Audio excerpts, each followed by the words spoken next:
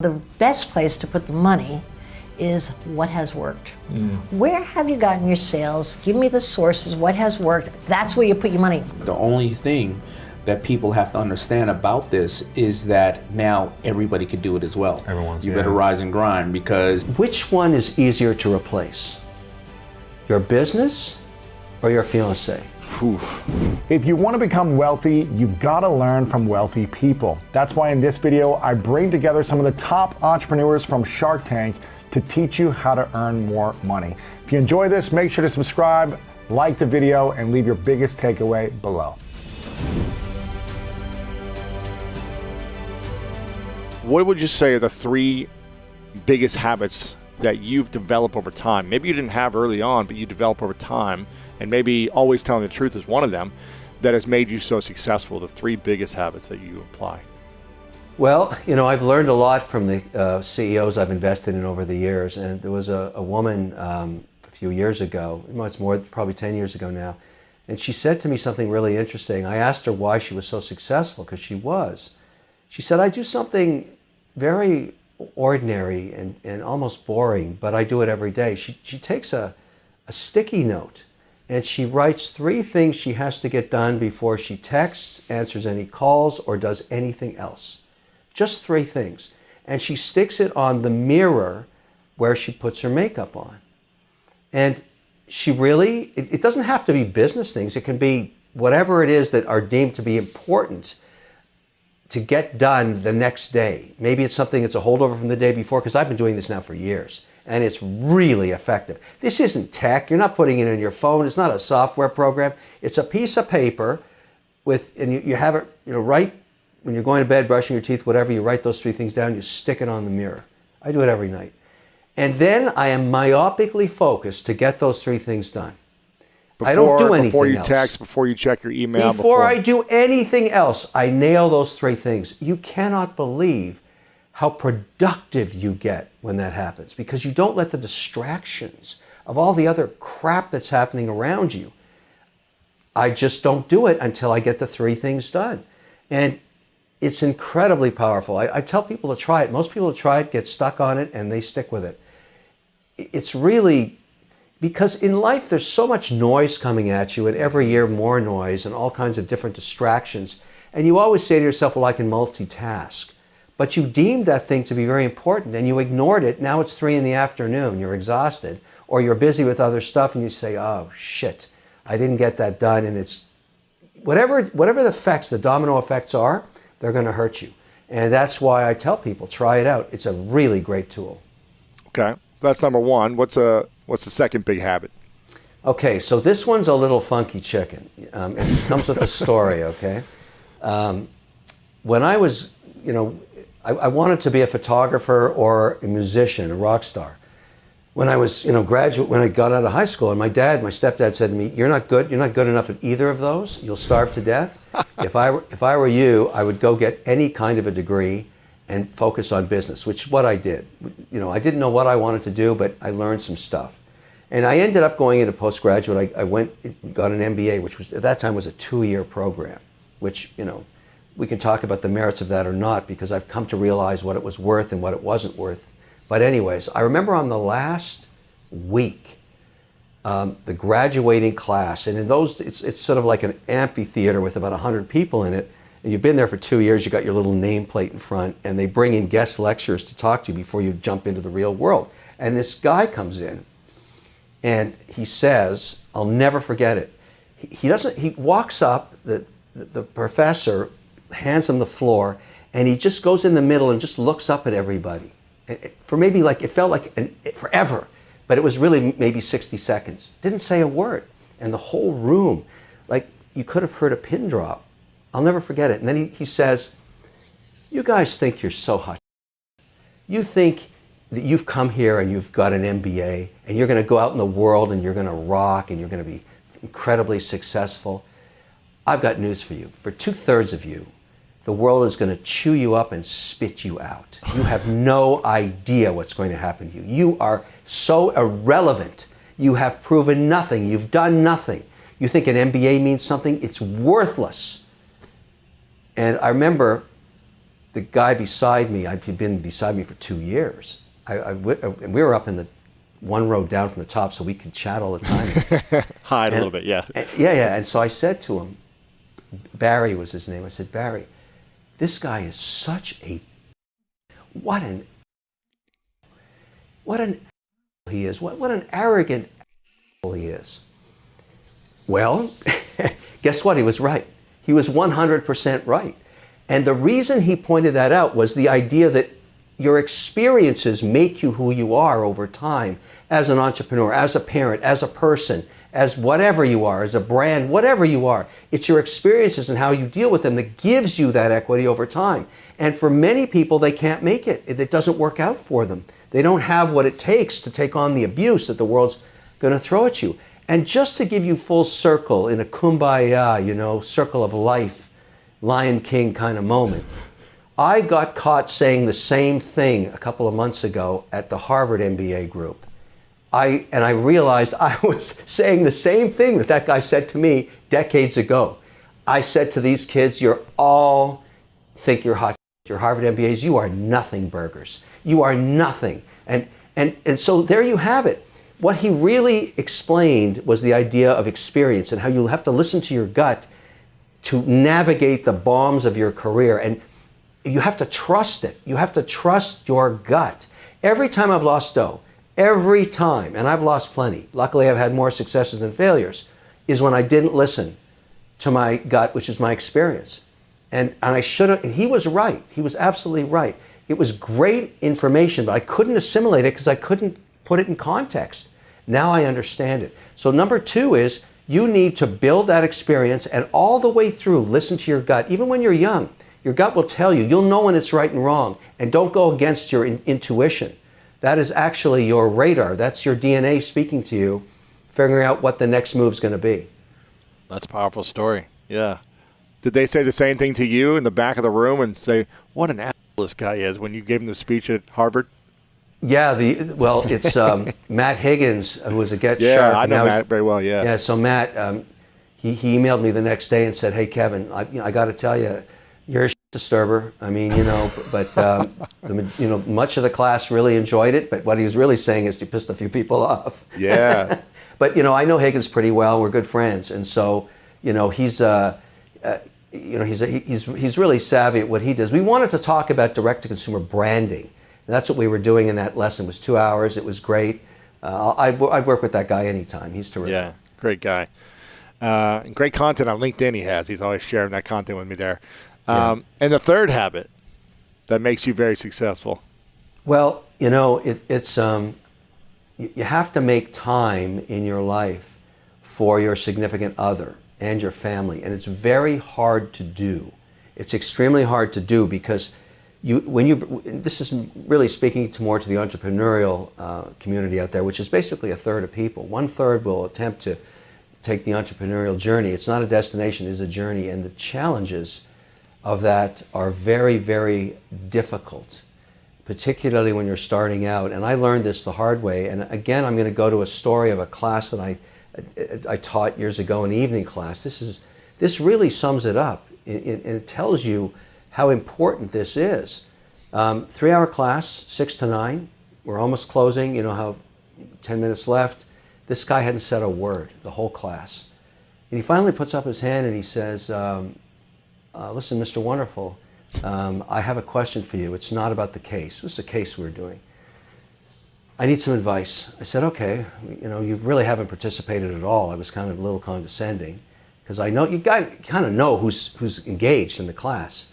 Even though it was a huge cohort, I think it was something like 300, 400, I can't remember, it was a lot of people.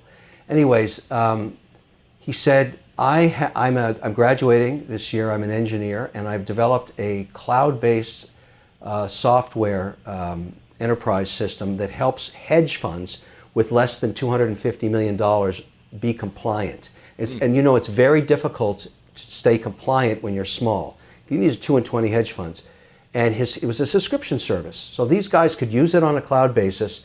And he had written this code while he was graduating in engineering. Wow. And his run rate was $5 million a year in subscriptions. I mean, that is like, and I said, I don't hear a problem here. I hear something incredible going on. This is amazing. And he said, well, here's the problem. My fiancée came to me this morning, and I'm really disturbed. She said, I have to make a choice. She can't live with me anymore. I never attend any of her family's picnics. I never see anybody on weekends. I'm either studying or I'm working on the code. That's all I can do. And I asked her to come over and sleep with me when she can, and we can be together. But I'm just buried in this. And I need to do both. I need to get my graduation in engineering, and I need to keep my customers happy because this is my business. Now, he said, what do I do? Room's like, this is getting interesting, right? I mean, I said, okay,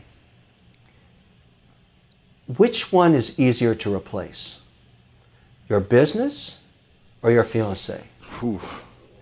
And that was probably not the right thing to say at the time, but that's what I was thinking in my head, and I think everybody else was too. This guy's phenomenally successful, clearly has gotten engaged to the wrong person that can't take that journey with him. Most likely outcome is divorce after they marry, because he's going to work 25 hours a day, 8 days a week, because he's got a business, he's an entrepreneur. My point is, one of the biggest decisions you're going to make in your life between success and failure as a person is finding that right partner. That, I don't care, who that is. If you're going to take that route, they have to be in sync with who you are. You can't contort yourself to something else. And I think that a lot of people in their 20s really should think this through, because now I told you I'm in the wedding industry. I've got a lot of companies, and I've learned a lot about marriages. The reason marriages fail is not because of infidelity. Any marriage can survive that. I talked about it earlier. But why they fail, why the union breaks up 50% of the time within 5 years, is financial stress. One outspends the other. They're not in sync together. They don't share each other's goals. That's the hardest time in your life. In your 20s, maybe you start a family, whatever you're going to do. The point is, picking that partner is the third thing you either do right or you do wrong. Divorce is incredibly stressful. Many people try it 3-4 times. They're not in sync with their partner. I'm just, this is kind of like a little Dr. Phil-ish in some ways, but I'm telling you, with the CEOs I work with and all the investors I work with, I see stress in people when their relationships are falling apart. And it's devastating. So there's a story, those are the 3 things I care about in giving guidance. And I think everybody knows what I'm talking about and should think about these. What questions should partners be asking each other before they get married around money? How honest should they be? And what if they have a massive disconnect around money, but they have this intimacy and connection and love? Should they, just break up before the wedding? Or what do you think would be the right move to make? So I have given a lot of guidance in this space. In fact, I've written 3 books about it called Men, Women, and Money, Men, Women, and Children. It's all kinds of advice about family. But here's how the journey works. You meet somebody. It's a great first date. You have a second date. It's even better. Okay? By the time you're having your third date, the only reason you're having your third date is both of you are very interested in each other. And that is the time to start talking about the future. I know that sounds corny. The third date. I understand it. Third date, if you're just hooking up for hooking up, I get it. You don't have to worry about this. But if you're actually stopping seeing anybody else and you're on your third date with somebody you've met and they've done the same thing and you're being honest with each other, something's going on, okay? Now it's time to start doing a little due diligence, because this is going to get serious. By the 4th date, and you're not seeing anybody else and you're talking about, doing whatever you're going to do together, it's a big deal. And you have to understand a little bit about where their heads are at. Number 1 is, talk about family. Do you want to have one? I mean, it's a question. Some people don't. You got to know that up front. You make a decision about it. Or can you have one? It's a discussion you got to have. Tough discussion. Again, staying honest. Number 2, what are your goals? How do you see yourself in 10 years? Are you at home? Are you working? Or would you be raising kids? I know this sounds corny, but believe me, women want that question and men want it too. If you're on your 4th date, they're dying to get into this because they're starting to really invest their time in what they think they're going to be. Anybody in your family bankrupt? Tough question. Ooh. Tough question. Have you ever been bankrupt? Then you ask, how much debt do you have on your credit card? Tough question. Ooh. Do you pay off your credit card every month? Oh my god. And then they say, why are you asking me that? And if they say, why are you asking me this question? You say, why can't you answer that? Ooh. What makes you feel uncomfortable about this question? Yeah. Well, what I really worry that the reason, you've got to be in sync with here's the thing about marriage, about getting together, whether you get married or not, or whoever your significant other is. If those are aligned, if you have an understanding of each other that is in sync, that union could last 50 years. Because after the euphoria is over with, you're in business with each other. You have to build a financial pillar to support growing old together, or raising a family, or buying a house, or doing whatever you're going to do. And you need to be in sync on that stuff. 3 skills you think every entrepreneur should develop, whether they're about to launch a business or they're in the process of building their business. What do you think are 3 powerful skills that we should all develop? You have to have an alternative endeavor in the arts. If you're focused on business, what is it? Do you draw? Do you play music? Do you listen to music? Do you cook? Do you paint? Do you do photography? What is it that you do that gets the yin and the yang working together? That's a concept in Korea of yin and yang, and it's very important in business. The greatest entrepreneurs are often very good artists in one discipline or another, and they spend enough time to hone that talent. So I always play guitar every night. I'm not the best guitarist, but I get better all the time, and I'm good enough to record stuff that people listen to and seem to like. So I like that. It took me a long time to get there. But the same thing with whatever that discipline is. And I think that's number 1. Number 2, you have to get your 3 things on the mirror every morning. I think that really works. Otherwise, you're not disciplined, you're not organized. And number 3, and I've said this a million times, you got to tell the truth, which is very hard to do. People say they do, but they don't. Very few people, very few people tell the truth. You're the king at this. And, one of the things I love about telling the truth is that you build confidence with yourself. When you're lying, or even a white lie, you lack the confidence because you're out of integrity with yourself. And you're obviously the king of telling the truth, especially on Shark Tank. You do it in a very specific, deliberate way where you always tell the facts on how you feel about the facts of things or how things will work out. How can someone communicate in a way where they're telling the truth and telling the facts and being honest, but also caring for someone's feelings, as you might put kumbaya-ing it, like Barbara might do? How can someone do both? Or is it not possible? Should you just say the facts and not care about someone's feelings? It's not possible. It just isn't. You can try and sugarcoat it, but if the more you do and you leave hope where there is none, that's a huge mistake, particularly when it comes to matters of finance. It's very binary. There's nothing between losing and making money. It's just the abyss. You either make money or you lose it. You have to decide which, you got to tell the truth. And I think, there's a lot of angst that goes into people trying to, you just can't serve both masters. You have to choose one, and I prefer the truth. And, you can try and say, well, I'm telling the truth in a sugar-coated way, but you're not. You're just lying to them, that's all. That's it. Was there any investments you passed on that you, in your gut, was like, this is not going to work out? This is a horrible idea. It won't work out. But then years later, it ended up being a big success. There always are, but I don't even think about them. I mean, I see so many deals now. My deal flow is insane. I see so much stuff inside of Shark Tank and outside of it that, it's there. I just look forward. I don't look backwards. Yeah. I don't care. I might have missed one. I might have, I've had another successful one. My portfolio, we review it weekly. We talk to our entrepreneurs. I have winners, I have losers, but I also have some fantastic successes and catastrophic failures. It's a passion play. I have people calling me every day, crying, saying we're going to go out of business, and I have other people saying, I can't believe it. Somebody just offered us 20 times sales in cash. Are you a seller? I mean, I get the same call in the same day. Wow. So, that's the nature of being diverse as an investor, but also to realize that outcomes are unknown. You don't control it. You have to just understand that there's some things out of your control, and you have to deal with them. And if you tell the truth, you don't have to remember what you said. But And I also, we talked about it earlier, I can't make everybody happy, so I don't try. I really don't. Yeah. And I don't worry about it. I don't spend a single second, worrying about that, because I can't do it. It's not possible. The most miserable people on earth are the ones trying to make everybody else happy. That's so true. That's a good line right there.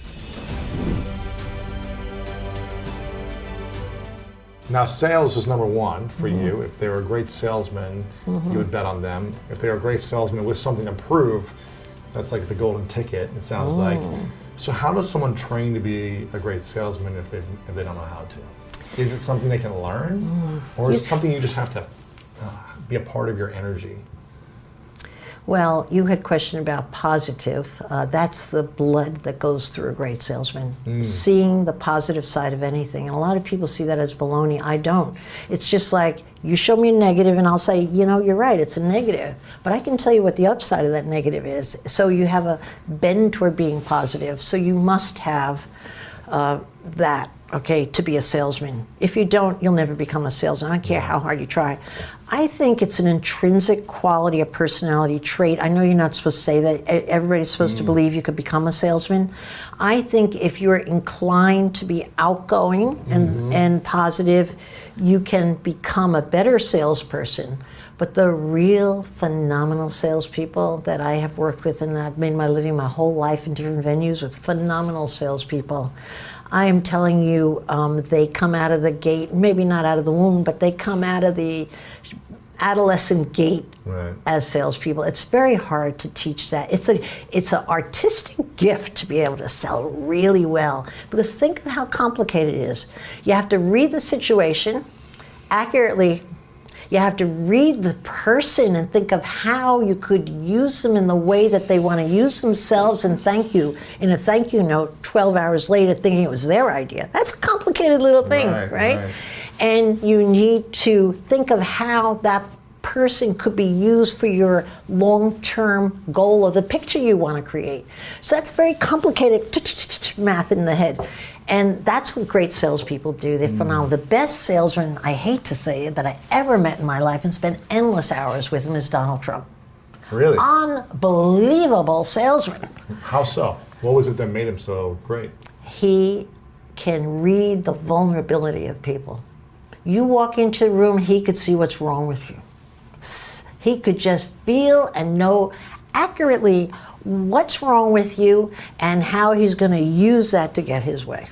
It's an instinctive trait. I don't know if he was that way at 12, but I met him I guess I worked with him since he was 27, 28. He is just a couple of years older than me.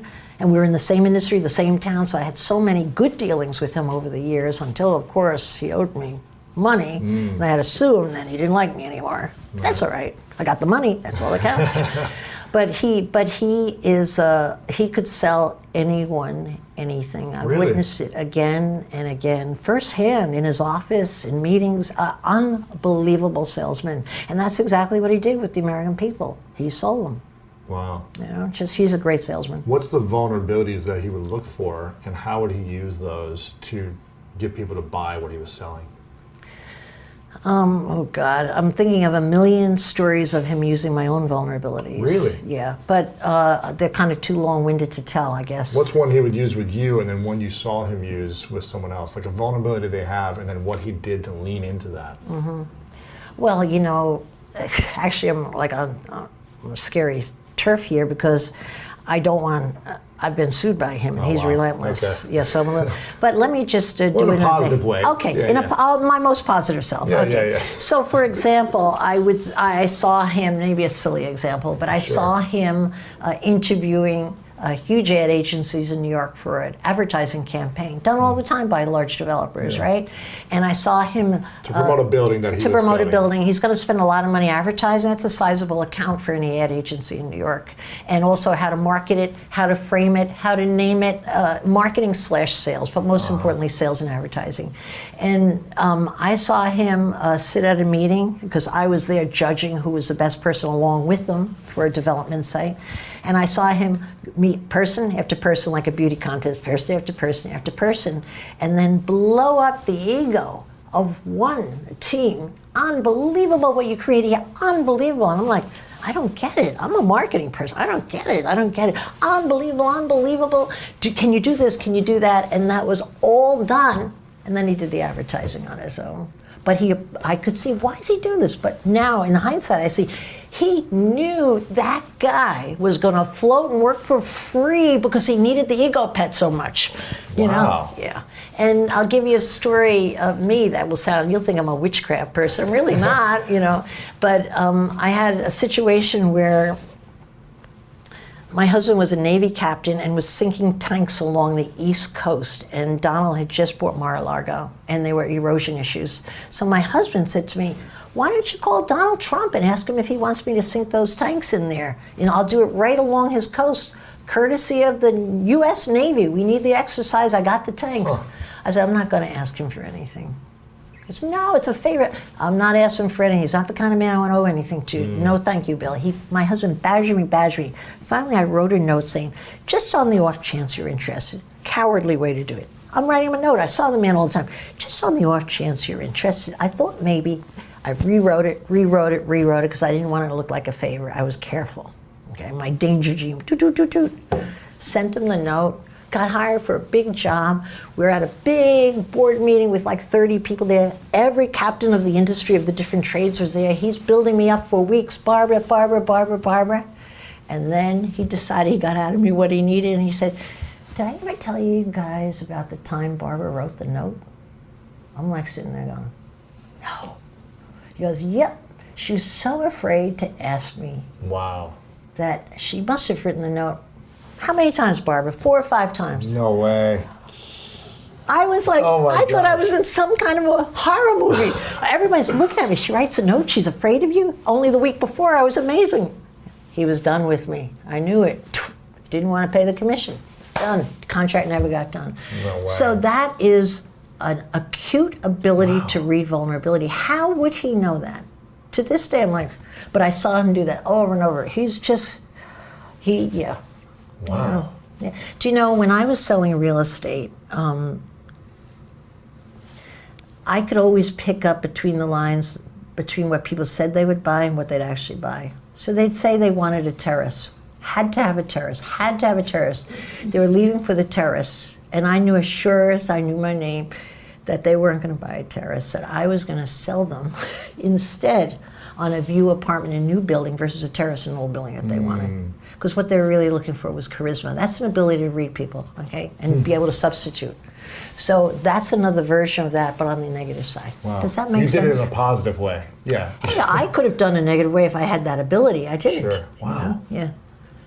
Weird story, right? I'm so sorry you had me tell it, because I don't like to talk about Mr. Trump. Yeah, it's okay. Don't let this one out. Edit this out. It's okay. Wow. So how did you see this with people then, where you could shift what they wanted to something that you could still sell them in a positive way? Like you said, they wanted the terrace, but I knew they just wanted charisma. Like, how do you spot that personally when you're selling a home or something else? I think most of us, if we listen well, could sense it. I think what it is, it's all in the delivery. You know, first of all, very often you're selling couples or a single person, and you have time to chat. If you get below the person's skin and kind of figure out what kind of person you are, very often you know better than they know what's going to make them happy. They could be repeating what their peers said they should have, or the way they, you don't know where it comes from, but get to know them and you could reach your own conclusion. So I really found that the old slogan, buyers are liars, is really true. Wow. They don't mean to lie, but what you've really got to do is, in any sales situation, really get into the person, ask a lot of questions, and try it. Like if you, after you were visiting with someone, trying to sell them something, someone said, what do they like? What would you say about them? What do they really like? What would you say about them? That's where you find where the soft material to sell is, I think. If you were given 3 questions to ask any buyer, potential buyer, they came into you can only ask them 3 questions. Yes. To try to figure out who they really were, what they were really interested in, or what you could potentially sell them. Yeah. What would you say, maybe 2 or 3 of these questions that you would ask to see what you could get out of them? Yeah. The first question I would ask is, when do you need it for? Urgency is 90% of it. Interesting. The second question I would ask is, when do you need it for? and the third is when do you need it for? Really? The rest doesn't matter. Because if you have a motivated person who needs something, you've got a sale. Doesn't matter. They're like, we need it Well, next it week. does matter. You have time to figure it out. But you get instead, like as a real estate salesman, in a typical qualifying, and all my qualifying forms that I taught every salesman, every manager used my entire life, first question bolded, the only one bolded, when do you need it for? Because salespeople say, oh, so what are you looking for? No, they miss the big question, when do you need it for? Okay. Interesting. Because they will move all over the board as to what they'll actually see and what they'll actually buy.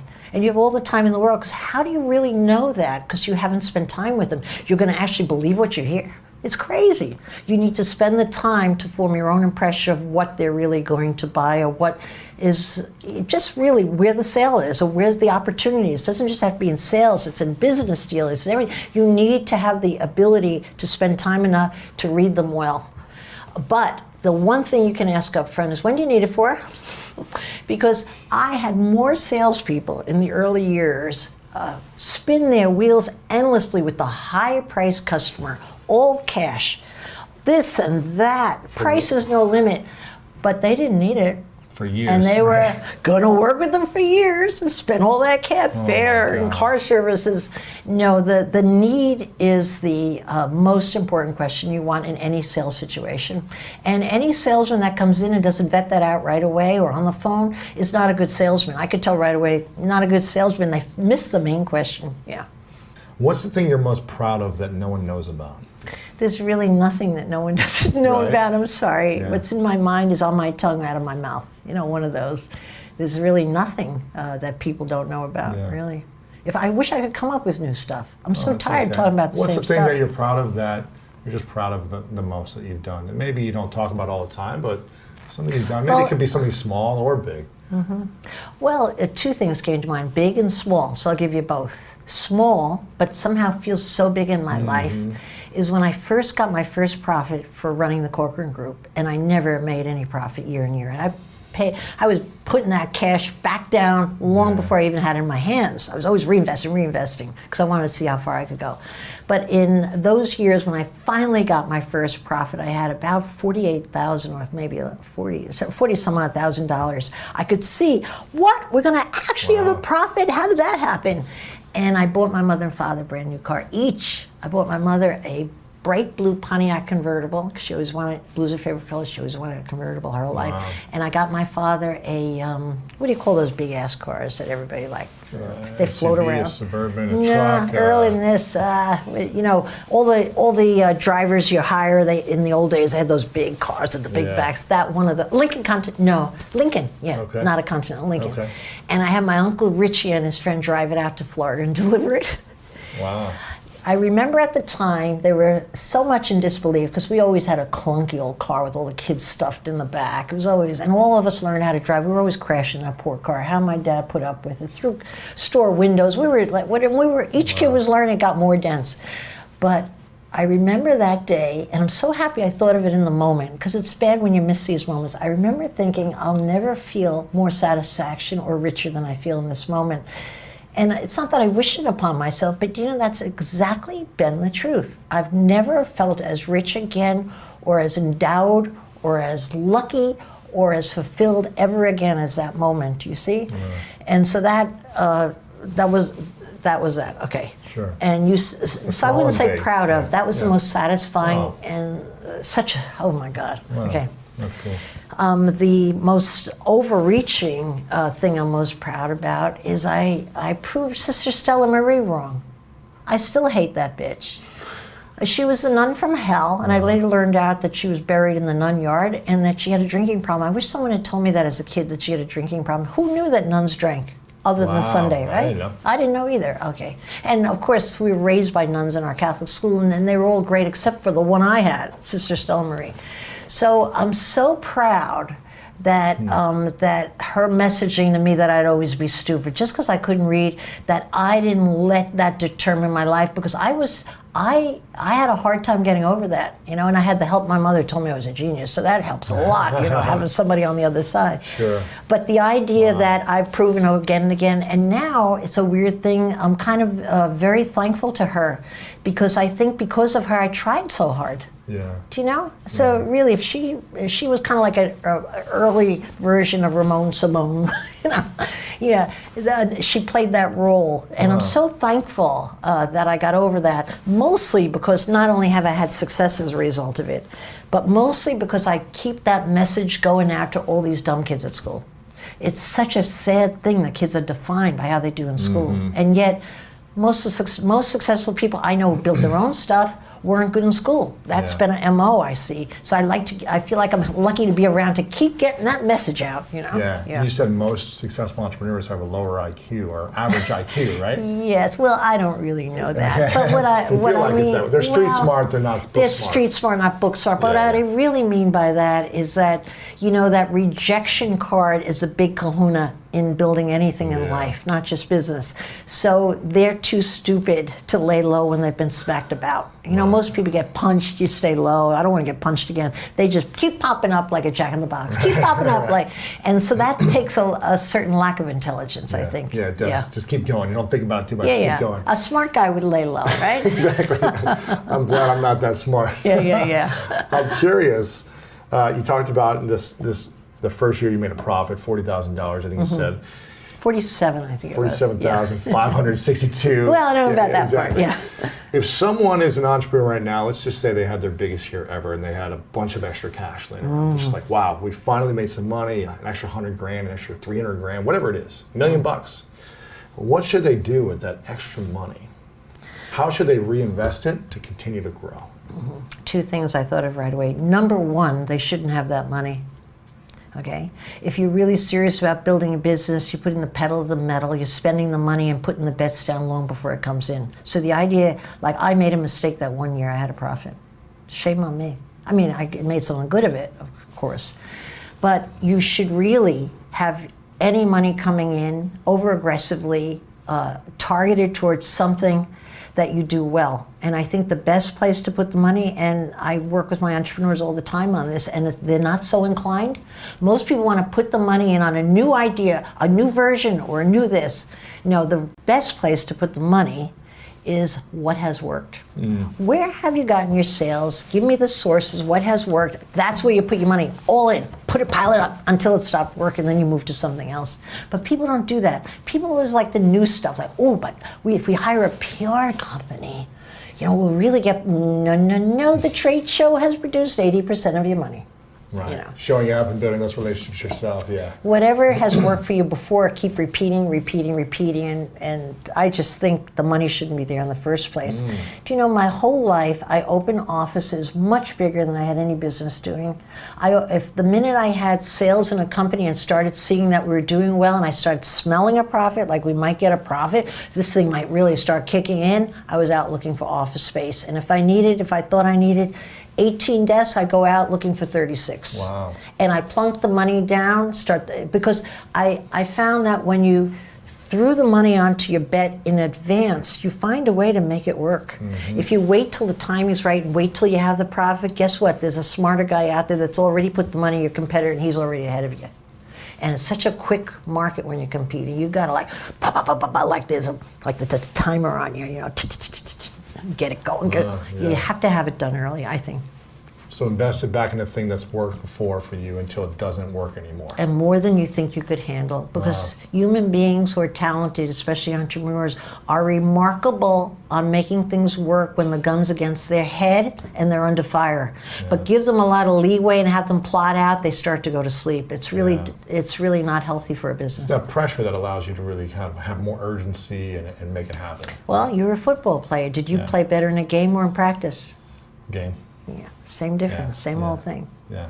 Okay, so you said that was the first thing. You said there was two things potentially. Did I? What was your question again? I said if you had a lot of cash left over from the year, you just had extra 100 grand, $1 million, whatever it may be in your business, what would you do with that money? Okay, I actually answered your question. I meant to say it better. So the two things that I wanted to say was you shouldn't have the money, it should be spent way in advance. And the second thing is spend it on stuff that's worked before.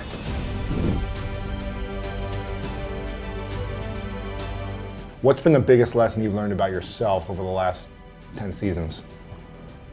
That I think the biggest lesson I've learned about myself over the last 10 seasons is that I don't know enough. and that no matter what business I invest in, it has to go back to the fundamentals of I love the person, I love the business, and I want to learn more about it. And it's like Christmas every day when I wake up to learn the business. If it's just a money play, it's of no value to me because I can go and put my money in the market or bonds or something like that. Crypto or whatever. Yeah, whatever. Try I put my money in Tesla. Elon is not calling me asking me how to build a car, right? So I have to love the person, the business, and I have to wake up every day like Christmas to want to learn more about it.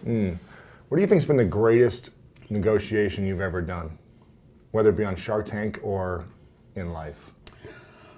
The greatest negotiation I've ever done, really, if you look at it from a business perspective, is when I negotiated out of ignorance with Samsung, the textile division, when I first got my FUBU deal. I was a young kid. I was very scrappy. I was hungry.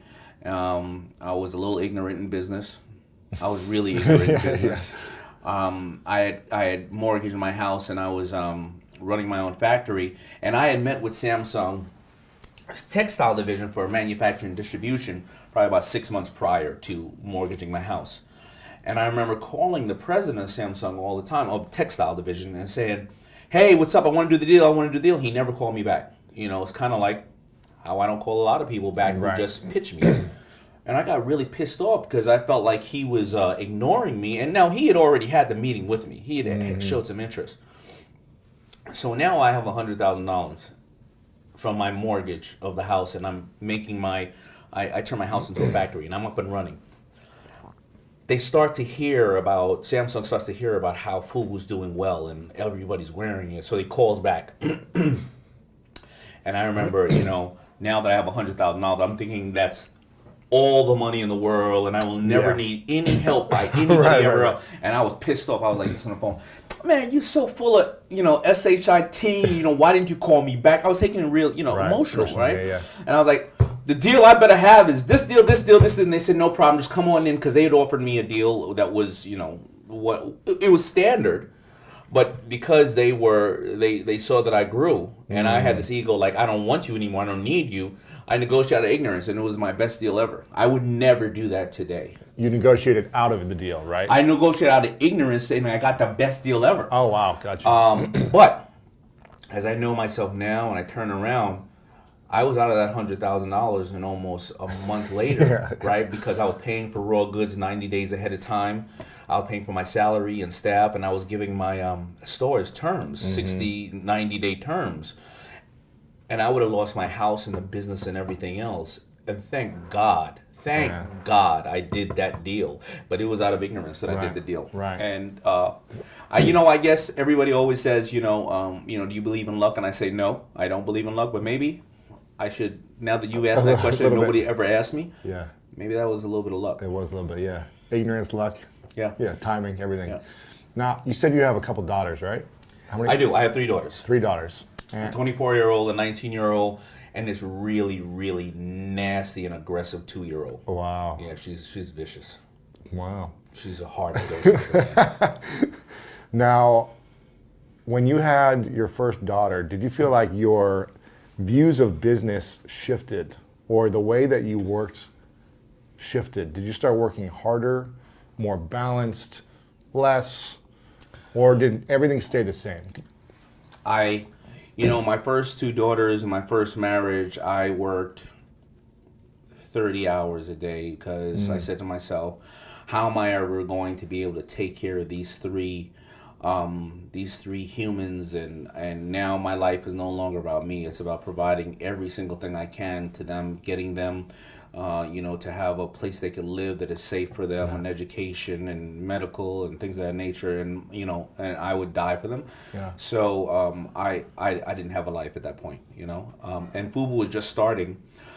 And I never knew that FUBU, never thought that FUBU would be anything larger than a boutique for my 4 friends and I to work out of. And I was like, this is my shot at the big time.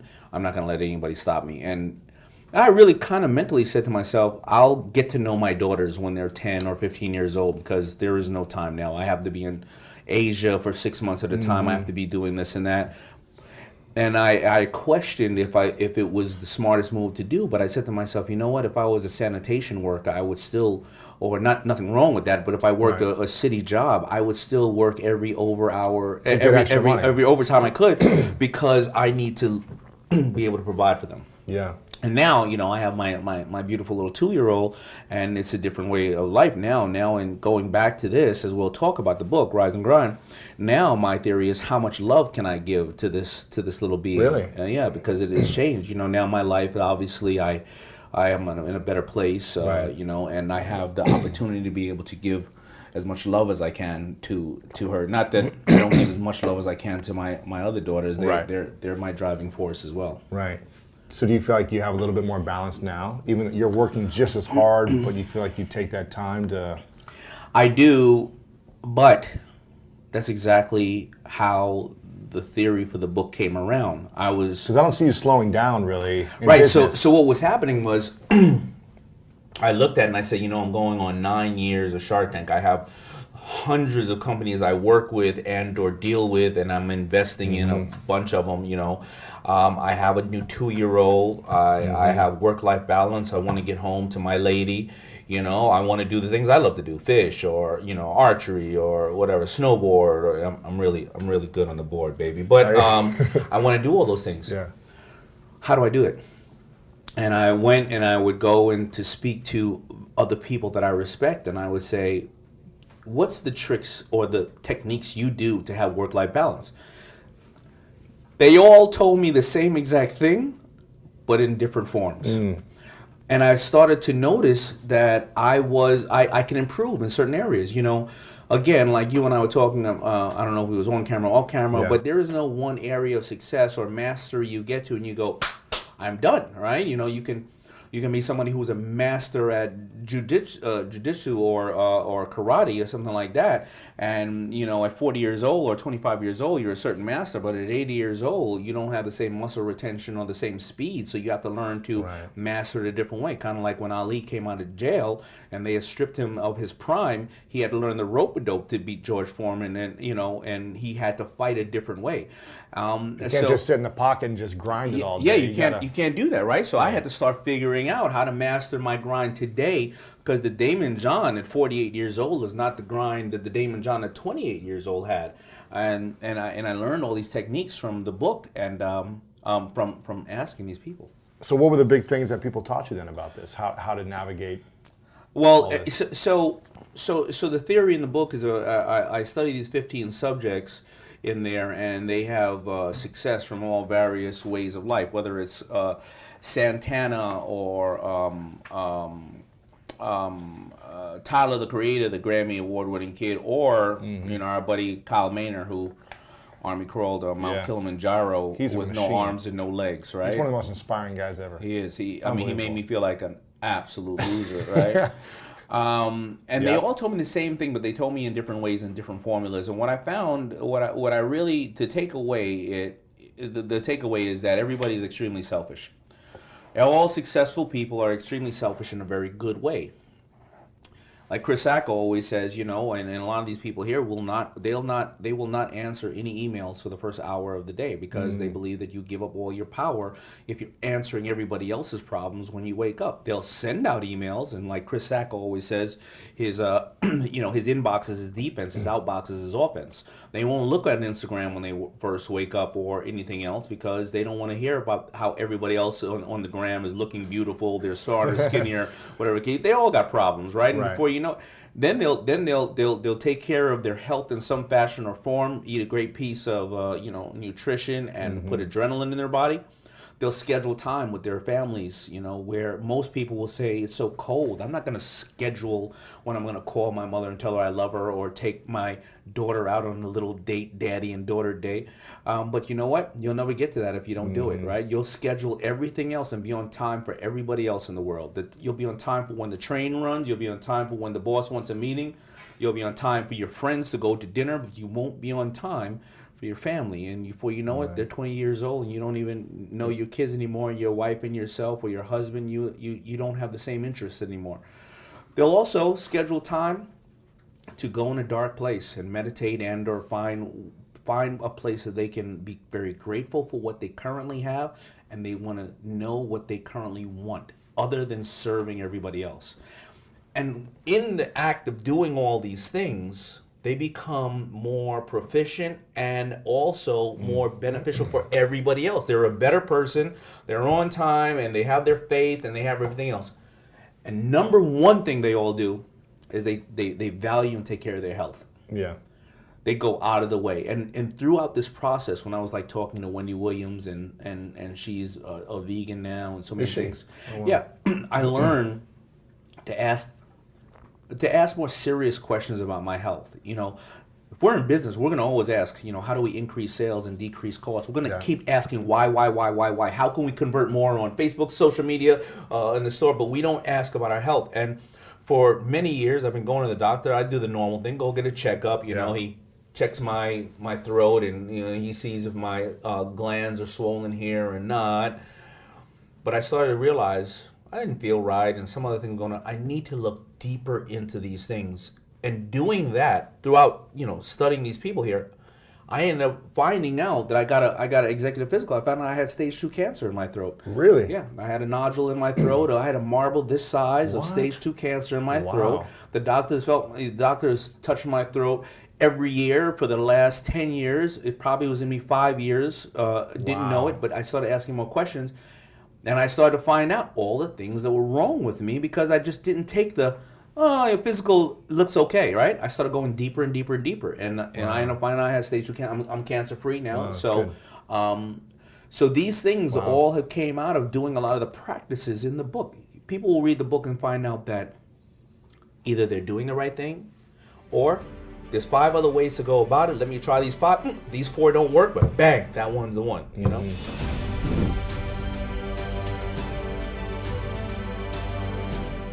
I always tell people what you don't know can be your greatest asset if you let it, because it ensures you're going to do it differently. Absolutely. And when I landed Neiman Marcus, all these people came up to me and said, I have been doing this for 7 years, 10 years, 5 years. How did you land Neiman Marcus? And I said, I called them. And they just looked at me, and I was like, why? What do you do? They're like, well, I go to trade shows and I set up my booth and I'm waiting for the Neiman Marcus buyer to come by. And we've been doing it every year for 7 years. I didn't even know there were trade shows. Wow. So sometimes just not knowing how it's supposed to be done. You have to have the courage, though, to say, even though I wasn't trained in this, because a lot of people think, well, I didn't go to school for this, so how could I possibly know?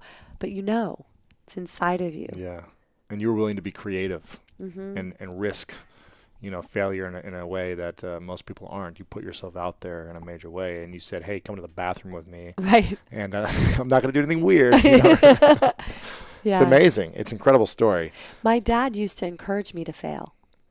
So at the dinner table growing up, he would ask my brother and me what we failed at that week. Wow. And if we didn't have something to tell him, he'd be disappointed. And I vividly remember being a little girl and saying, I tried out for this, Dad, and I was horrible. And he would high five me. And he'd go, way to go. Wow.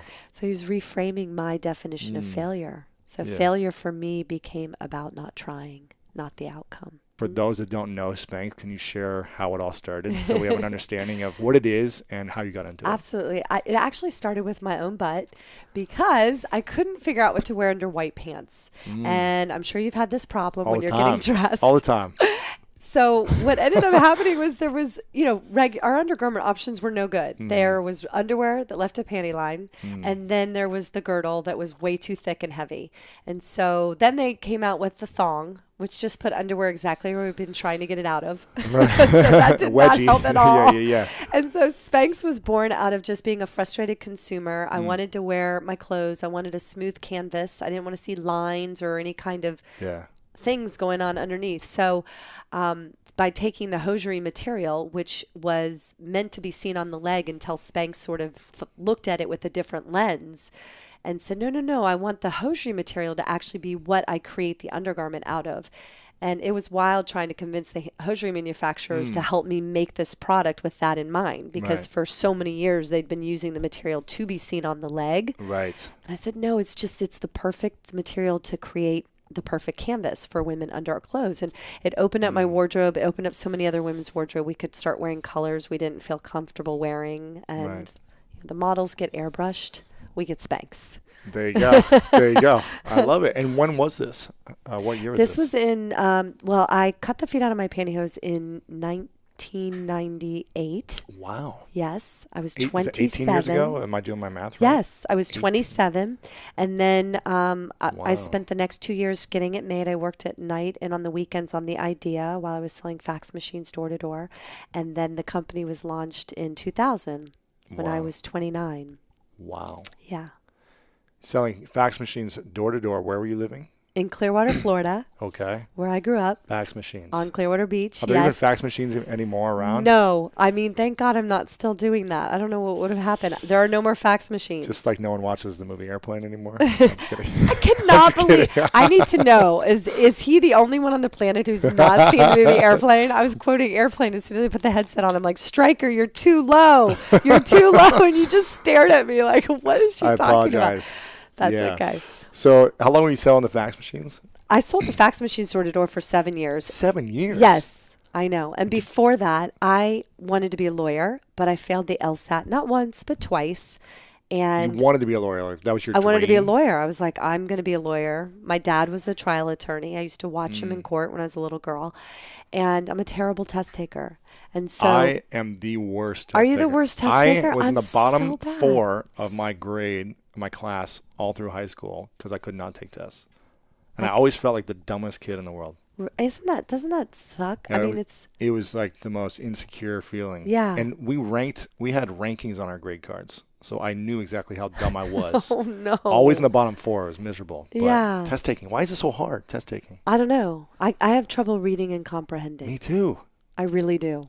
I Like those SRAs. Are you too young for SRAs? What's you know SRA okay, stand for? forget it. What's oh it my stand God. for? I don't know. But everybody in school used to have to take the SRAs, and I would read the paragraph and I remember vividly reading it, and halfway through I'd be like, "Remember what I'm reading. Remember what I'm reading. Remember what I'm reading." And I looked at those 4 questions at the bottom and be like, I don't know what I read. So I'd go back up and start over again. You're speaking, this is my life. Really? And I would just like make stuff up constantly whenever I had to comprehend. I would just read the same page over and over, and I'd be daydreaming so much that I couldn't remember it as well. I either Wow. made stuff up or I sat next to Christina. And She just was, cheated. yeah, she was so smart. I was the My- king. We My had best friend growing up, she ended up going to Dartmouth and was like Right. valedictorian or something. I'm like, I'll just sit next to Christina. Did you have Scantrons? Do you remember that? No, I'm a. Okay. You're See, a little you bit can't ahead. remember. Was that? Scantrons. We were doing things with a number 2 pencil. Yeah, I and did that bubbles. too. Yes. What's a Scantron? The Scantron is like multiple choice. It's like a long sheet with a multiple choice, all multiple choice. Did you have that? Multiple choice where you had to fill in the bubbles? Yes. Yeah. Okay, that's Scantron. And when you skipped a bubble, and then time's almost out, and you realize you've just done all the wrong bubbles Yes, on the whole page, exactly. and you're like, no. Exactly. But I'm on the same You're page. bringing up a lot I of. used to- I'm remembering all this. I used to cheat because I couldn't comprehend, so I would have incredible vision. I would be like this, but I could see through and like You see all would this sit like that. That's a dead just sit like giveaway. this. Like any Oh, kid in the just go like class this. like this, just you knew that they were Hey, cheating. No one ever caught me, so All right. it's well, how I got through school was cheating. I could not have made it through class without it. Christina. You had your girl. That's hilarious. So you were a Christina. cheater as well. Well, I'm just saying, Christina Hey. sat next to me. Okay. You were an innovator. I was you're being creative. resourceful. Exactly. I like it. I was being really resourceful. But So you wanted to be a lawyer, but it didn't work I out. wanted to be a lawyer. I failed the LSAT not once, twice. So then instead of going to law school, I drove to Disney World and tried out to be goofy. But you have to be 5'8". and you're 5'6". And I'm 5'6". So you didn't wear heels? No, I didn't Come wear on, heels. Sarah. I didn't wear heels. And so I was the height of a chipmunk. So you got the chipmunk? I got the chipmunk part, but I didn't end up doing it. I put people on rides in a brown polyester spacesuit at the World of Motion and Horizons at Epcot. Epcot Center. And I would see people that I hadn't seen in a while and Come through. yeah, I'm walking on the moving sidewalk, putting people on rides, way. and they'd go, "Hey, Blakely, is that you? Didn't you graduate from college?" And my big Mickey Mouse here said Sarah Blakely, and I'd be like, "Yes, Oh, get on the man. ride." Oh, my gosh. But that's what I did, and then I sold fax machines door to door for That is 7 years. crazy. 7 years. Did you wake up every morning and say, this is my dream to sell fax machines door to door? Or were you thinking, No. what am I doing in my life? Exactly. So what happened was a lot of people think that Spanx started when I cut the feet out of my pantyhose, but actually it started long before that. It started when I was selling fax machines door to door and getting my business card ripped up in my face, being escorted out of buildings all day, every day, that I woke up one day and just thought, I'm in the wrong movie. Like, how did this happen? This is not my life. Yeah. Cut, scene, director, like call the producer. And I got out a piece of paper and I wrote down, what am I good at? And the only thing in the good column was sales. And I thought, okay, what am I going to do with that? And I ended up writing in my journal, I'm going to invent a product and sell it to millions of people that will make them feel good. And then I asked the universe for an idea. And I was very specific. And it took 2 years. And I only cut the feet out of my pantyhose one time. And I was not going to squander any idea the universe gave me because I had really asked for it.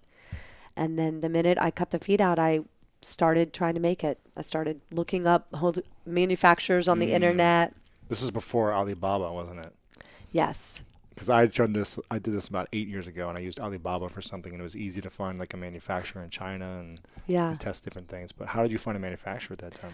A website called thomasregistry.com, and it lists all the manufacturers in the country based on category. And that's when I found out that a lot of hosiery and undergarments were being made in North Carolina. Oh, really? Yeah. Oh, so you got it local. Yeah. I mean, U.S., yeah. So I called and called, and no one would take my call, and they'd either hang up on me or say they weren't interested. So I took a week off of work and drove And went around in person. And just showed up and said, I just showed hey, up. I want to create a sample. Yeah. Because if they weren't going to get a big order for something, they're probably like, we're not going to do a little sample for you. Right. Right, yeah. I showed up with my lucky red backpack from college. It's always with me. You still have it? Yeah, of course. And You didn't bring it here. Come on. it's with me. It's with me Is in it? LA. Yeah. Oh, wow. Yeah. So anyway, I went into the manufacturing plants, and they asked me the same 3 questions. And you are, let's say, Sarah Blakely, and you're with, like Myself. Sarah Blakely, and you're financially backed by, and I was like, Sarah Blakely. So you can imagine how those went. It was like, well, have a nice day, honey, and good luck. Yeah. And about a few weeks after I made all those rounds, I got a call from a guy in North Carolina who had took pity on me and said, Sarah, I've decided to make your crazy idea. Wow. And when I asked him why he had the change of heart, he said, I have 3 daughters. Wow. Yeah, so he ran the idea by them, and they're like, Dad, that sounds interesting. You got to give that girl a chance. Amazing. So he called you back. You didn't follow up with these people. Oh, yeah, I was following up, but Gotcha. to no avail. But he followed up and said, Yeah. we'll give it a shot. Yes. We'll make this. So what was the next step? Was he just making a sample for you or testing different models or sizes or? Yeah, so it just set up to make the garment. While I was making it with his manufacturing plant, I was also wanting to patent the idea, and I was also trying to come up with the name for the invention.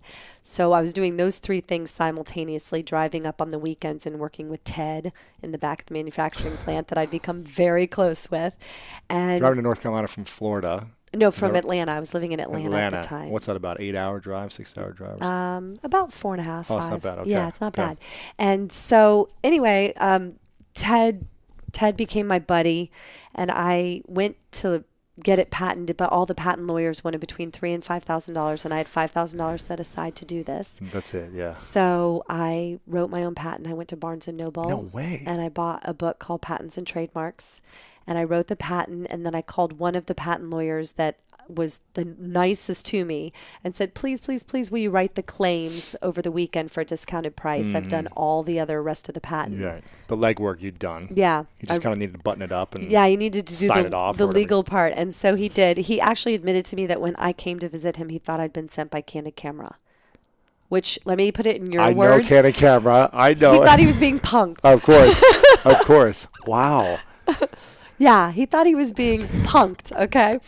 And he thought... Where's Ashton? Where's Ashton? Yeah, exactly. He thought that his friends were playing a joke on him. No way. Yeah, he goes... Who's this girl? He goes, Like- Sarah, I mean, like, you're not the typical person who walks in the Yeah, door yeah. saying, I've got a product and I want to patent it. Wow. So anyway, he did that. Then at the same time, I'm trying to think of the name. I had horrible names written on scrap pieces of paper all over the place, in my apartment, in my car, in rental cars, on the back of like Avis agreements. And you want to hear how bad the runner-up name to Spanx was? Yeah. Open-toed Delilahs. No way. Yes. I cannot believe that was even an option. It was a runner-up. Like, how bad is that? Open-toed Delilah? I so wouldn't be sitting here with you right now if I What? named it that. That is the horrible. Yeah, It's a horrible so bad. brand. Wow. Yes. Okay. So anyway, okay. What So does Spanx stand for? well, it's all about the butt. And it makes your mind wander a little bit. Nobody ever forgets it. I had no money to advertise. It was risky. It was fun. At the time, listen, now it's become a household name. But when I first invented it, I would call people and say, "Hi, I'm Sarah from Spanx," and they would hang up. Right. Because And I I thought have it was to- probably like a porn. Yeah, name or they something, thought I right? was pranking them. I'm like, no, really, I'm Sarah, and my company really is called Spanx. And I had department stores across the country that wouldn't sell it. They thought it was too risque of a Really? name. Yeah. And my mom sent her whole luncheon to the wrong website when I first started. I was like, Mom, it's with an X. Oh, my It's God. super important. It's Yeah, with not- an X. So, yeah. Anyway, I ended up buying the word Spanx from a man who said he was holding out from the porn industry. Funny enough that I you bet. say that. I bet. Yeah. I paid Spanx with an X. I paid some Yeah. money for that. But anyway, yes. So Amazing. named it Spanx. It came to me because I narrowed down my thinking. I knew that Kodak and Coca-Cola were the two most recognized names in the world at the time. And I thought, what do they have in common? I like to think about words and phrases a lot. They both had a strong K sound in them. And the man that created Kodak liked the K sound so much he took a K and put it in the beginning and the end of the word and played with letters in the alphabet. So, and I also had a bunch of friends who did stand-up comedy, and it's this weird trade secret among comedians that the K sound will make your audience laugh. So I put all that together and I'm like, okay, I want my product name to have the K sound in it for good luck. And literally Spanx came across my dashboard in my car in my mind, and I pulled off the side of the road. I wrote it down. I went home that night. I typed it in my computer for $150 with my credit card. And at the last second, I backspaced the K and the S and put in an X and hit send. So it was accident. Kind of with the no, with the X. You thought- backspace. Gotcha. I yeah. backspaced because I stared at it for a while, and I had done research you that like the made X. up words Yeah, do yeah. better for product than real words, and they're easier to trademark. Yeah. So then I had the name, and I had the patent in the works. Got my prototype, and my patent lawyer said, "Sarah, I need to know what's in this garment in order to write the patent."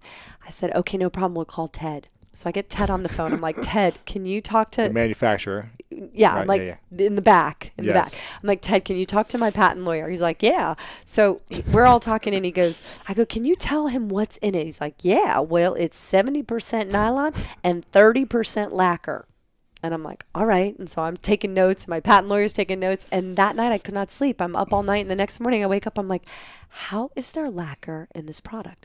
What is lacquer? Just so I'm aware I think of it's what like this paint thinner or something. Okay. So I called 30% paint thinner. So I called Ted. I go, Ted, can you spell lacquer? He's like, yeah, Lycra. I'm like, oh my God, Lycra. Oh yeah, okay, yeah. I was like, got it. Do an Lycra. all change on lacquer immediately. I'll change. My Yeah. patent lawyer was laughing. He said, you know how fast you would have gotten a patent if you Paint. tried to make this out of paint thinner? He's like, they would have been like, sure.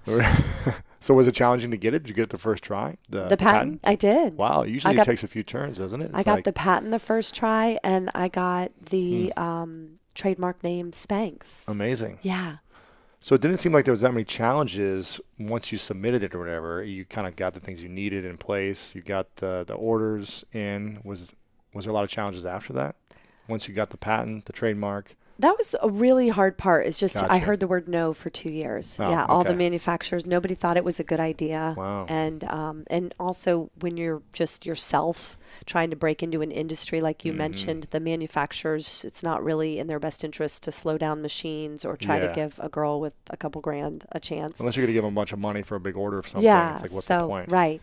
So Wow. that was the hard part. And then once I had it, I cold called Neiman Marcus, and that was the first account I called on. Did you get it? Yes. Well, you were great at sales, Well, so listen, you could sell it. I was so excited. It was my moment. I flew to Dallas. I called them and said, if you give me 10 minutes of your time, I'll come and meet with you. And she said, all right. And this is a buyer. Yep, the buyer. I first called the Atlanta store. They're like, girl, we can't help you. We have a buying office. I'm like, well, where is that? Give me their number. Wow. And I went in, and halfway through my pitch, I could tell I was losing her. So I said, you know what? Will you please come to the bathroom with me?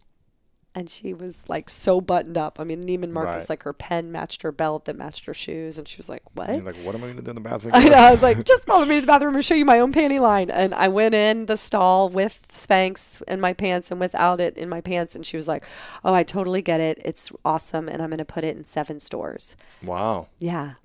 I mean, just like that. Just like that. It was so unbelievable. I was so nervous.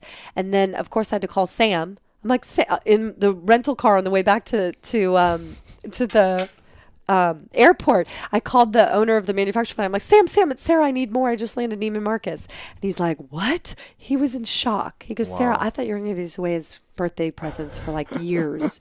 And I said, no, Neiman Marcus just bought it and I need more. And he patched me through to Ted. He goes, okay, you need to talk to Ted. Okay. So Ted comes back in. He's on the phone. And I go, Ted, I need more. And he goes, I just landed Neiman Marcus. He goes, well, that's great, but what you can do about the crotches? The crotches? Yeah, exactly. That's what I said. I go, what? Don't they come with crotches? We've been making them with crotches. He goes, well, yeah, but we only got one crotch machine. It's being used by somebody else. No way. Yeah. So what do you do then? So I just landed Neiman Marcus and I have no crotches. Oh my gosh. I don't you got know a hole in your crotches? I don't know where to go for a crotch. Do you? I mean, like, I don't know. Where do you go? I actually looked in the yellow pages. Crotch making machines? Yeah, I looked up crotch. Crotch machine. I looked up I crotch. don't even know how you spell crotch. Okay, listen. This is what I learned. I'm going to teach you something. Okay, so I didn't know this. What's Yellow Pages again? Yeah. Oh my God. I'm just kidding. It's a big book. It's yellow. Of It's course. what we used to look things Of up. course. Hilarious. And what's Instagram? Oh yeah. You just got on teach it. me. Okay, I just joined it 7 days ago. All right. So where was? Oh, crotch. Yes. Oh yeah. Okay. Crotch machine. So, Looked it up. Yeah. So anyway, in the yellow pages, it's not under crotch. So I learned there's a fancy word for crotch named What? gusset. Gusset? Yes. What? Gusset. Never even heard that word. So I started calling gusset companies. They were like FedExing me crotches from all over. My roommate would come home and be like, you got another crotch in the mail. And then I ended up finding a man by the name of Gene Bobo that worked for a crotch company just 20 minutes north of where I lived in Atlanta. And he saved the day. And they made the crotches. And then I could deliver Neiman Marcus. So you had the leggings. They made the crotches and then you sewed them together. Is that how it works? Yes, apparently. Yes. Gotcha. Okay. So then you had enough. How many did you print the first time? 3,000. 3,000. 3,000 pair of the first Spanx. One SKU, right? Or Yes, different one sto- SKU. with different $20, sizes? one SKU. 3 sizes or Like four. Four sizes? Yep. Wow. And 3,000 of them. yes, and that's what Neiman's ordered. And then I sent them to they sent them to the 7 stores. I had no packing and shipping department. So the semi trucks were pulling up to my apartment in Atlanta and I was Oh my shipping gosh. them myself to Neiman's. This is amazing. And then I called every friend I had in those 7 cities, like people I hadn't talked to in 20 years. So, hey, go buy a few of these. Go Oh my make, take your girlfriends there. Hi, Christina. Remember me? I used to sit next to you all the time in grade school. Will you please go buy this product called Spanx? I literally called them and I said, and I'll mail you a check. So I paid all my friends and friends of friends to go buy the product. That is brilliant, And actually, I said, to get some movement. yeah, I said, go in. I gave him a whole script. I'm like, go in and say, I've been looking for this all my life. I can't believe it's here, and create all this excitement. This is amazing. And then, of course, a week later, I talked to the Neiman's buyer, and she's like, Sarah, we are blowing out. I'm like, you don't say. No way. Meanwhile, I was buying them all. Yeah, That's brilliant. you have to. Wow. You have to. You created have incredible to momentum. ensure your own success. Absolutely. So then, once I started running out of money, Oprah called and put it on as her favorite product of the year. How long was that for? Until the time was in Neiman Marcus to Oprah calling? Like a month. It just happened that quick? A month or a month and a half. How did she even hear about it in a month I and a half? sent it to her in a gift basket. And her Andre, who dresses her, put it in her dressing room and she put them on and has No. basically worn them every day since. Shut up. I'm not kidding. It was so unbelievable. I had no money to advertise. I'm in the back of my apartment. I was selling fax machines like a month before that. But I have to say I was working every night and on the weekends for 2 years, quietly trying to get this made. Building this thing, yeah. Building it. I've interviewed a lot of people, and there's one side of the spectrum where the successful entrepreneurs say, you know what, Louis, the key to growing your business is going all in on one focus. That's the key, right? That's what some say. Yeah. But there's others like yourself who've invested in every business in the world, it seems like, Yeah. and seen lots of them grow and been successful in that way. Do you feel like Is that just like your creative nature where it's like you want to invest, this is your part of your path right now where you want to invest in lots of brands because you did so much in one thing for so long? No, I think I'm more towards the person here. So when I invest in brands and companies, I invest in them because they're allowing me to be part of their dream, but I'm also learning from them, which is in return allowing me to go back to my special skill set and improve it. So I'll give you an example. So you're learning from the people you invest in a lot. I'm constantly learning every single day. So in PowerShift, I highlighted my investment on Bombas socks. Now these guys are the number one investment in Shark Tank history. The Ring, who did not get an investment, went and did really well. Did $1 billion. It did $1.2 billion sale. It's crazy, right? Yeah, and good for And Jamie. you were there when. Yeah, I said no, and Jamie ended up becoming a guest shark one time, and he said when he came in the tank, he was asking too much money, and but I believe that because we tenderized him like that, and he went out and raised money, I think we deserve 5%, but that's just I'll leave it up to him. Yeah, exactly. But I think that. I send him an email every other day saying, Hey. just 5%. All right, I'm willing to go 4.25. But But the socks was the best investment you made. and it's the number one product in Shark Tank history. Really, in terms of how much it's grown? Or? How much it's grown and how much it's grossed. Really? Now, I want to make sure that you because I know you interview a lot of people. Yeah. So if you ever interview the underachievers that sit next to me in the tank, I want to make sure that you remind them that you're the number one investor. I am King Kamehameha on the tank. All right, just make sure it was clear. But let's give you that example. What was that deal and how big has it grown? They've done over $200 million. I think it's $280 million. More importantly, so their deal is a sock, and every time you buy a pair of socks, they give a pair away to the homeless because they have a big challenge. That's cool. And we don't normally talk about the number. It's more important that we've given away 30 million pairs of socks, right? That's pretty cool. Thank you. And it's really Dave and Randy's company, and they've done it all. They've gotten very little to almost no advice from me because they're so great. Yeah. But I'm gonna give you an example on the negotiation. They come into the tank. The only shark that doesn't want clothes is somebody who has 10 clothing companies and 8 are dead. My reason for being on a tank, besides investing in other people, is to diversify my portfolio. So when I talk to a retailer, I go, well, I'm already taking up real estate in the clothing area. I want real estate in the electronics area. I want real estate in lotion, da-da-da. The last thing I want is socks. Also, I have, 20,000 units of socks that I can't sell. When I can't sell socks, I just send people over to people's houses. They steal one, and then you have to buy a pair because you just think you lost it, right? So I still can't sell it. Plus, if I do the deal, I'm the logo whore. You can't if anybody in this room or in this building were wearing Bombas socks, you couldn't tell. So how do I get the advertising out of it? But they managed to make me understand that today's generation wants to give every time they purchase instead of at the end of the year. They want impact. They don't want to buy from people who are just making money. They want to know, what did you do for somebody else? So that's one thing I learned that I applied to all my businesses because you couldn't do that before social media. You could, but you couldn't get the word out that much. And then plus you would have to advertise off of people's hardships, right? You wouldn't have self-generated content of people saying thank you, right? So I learned that.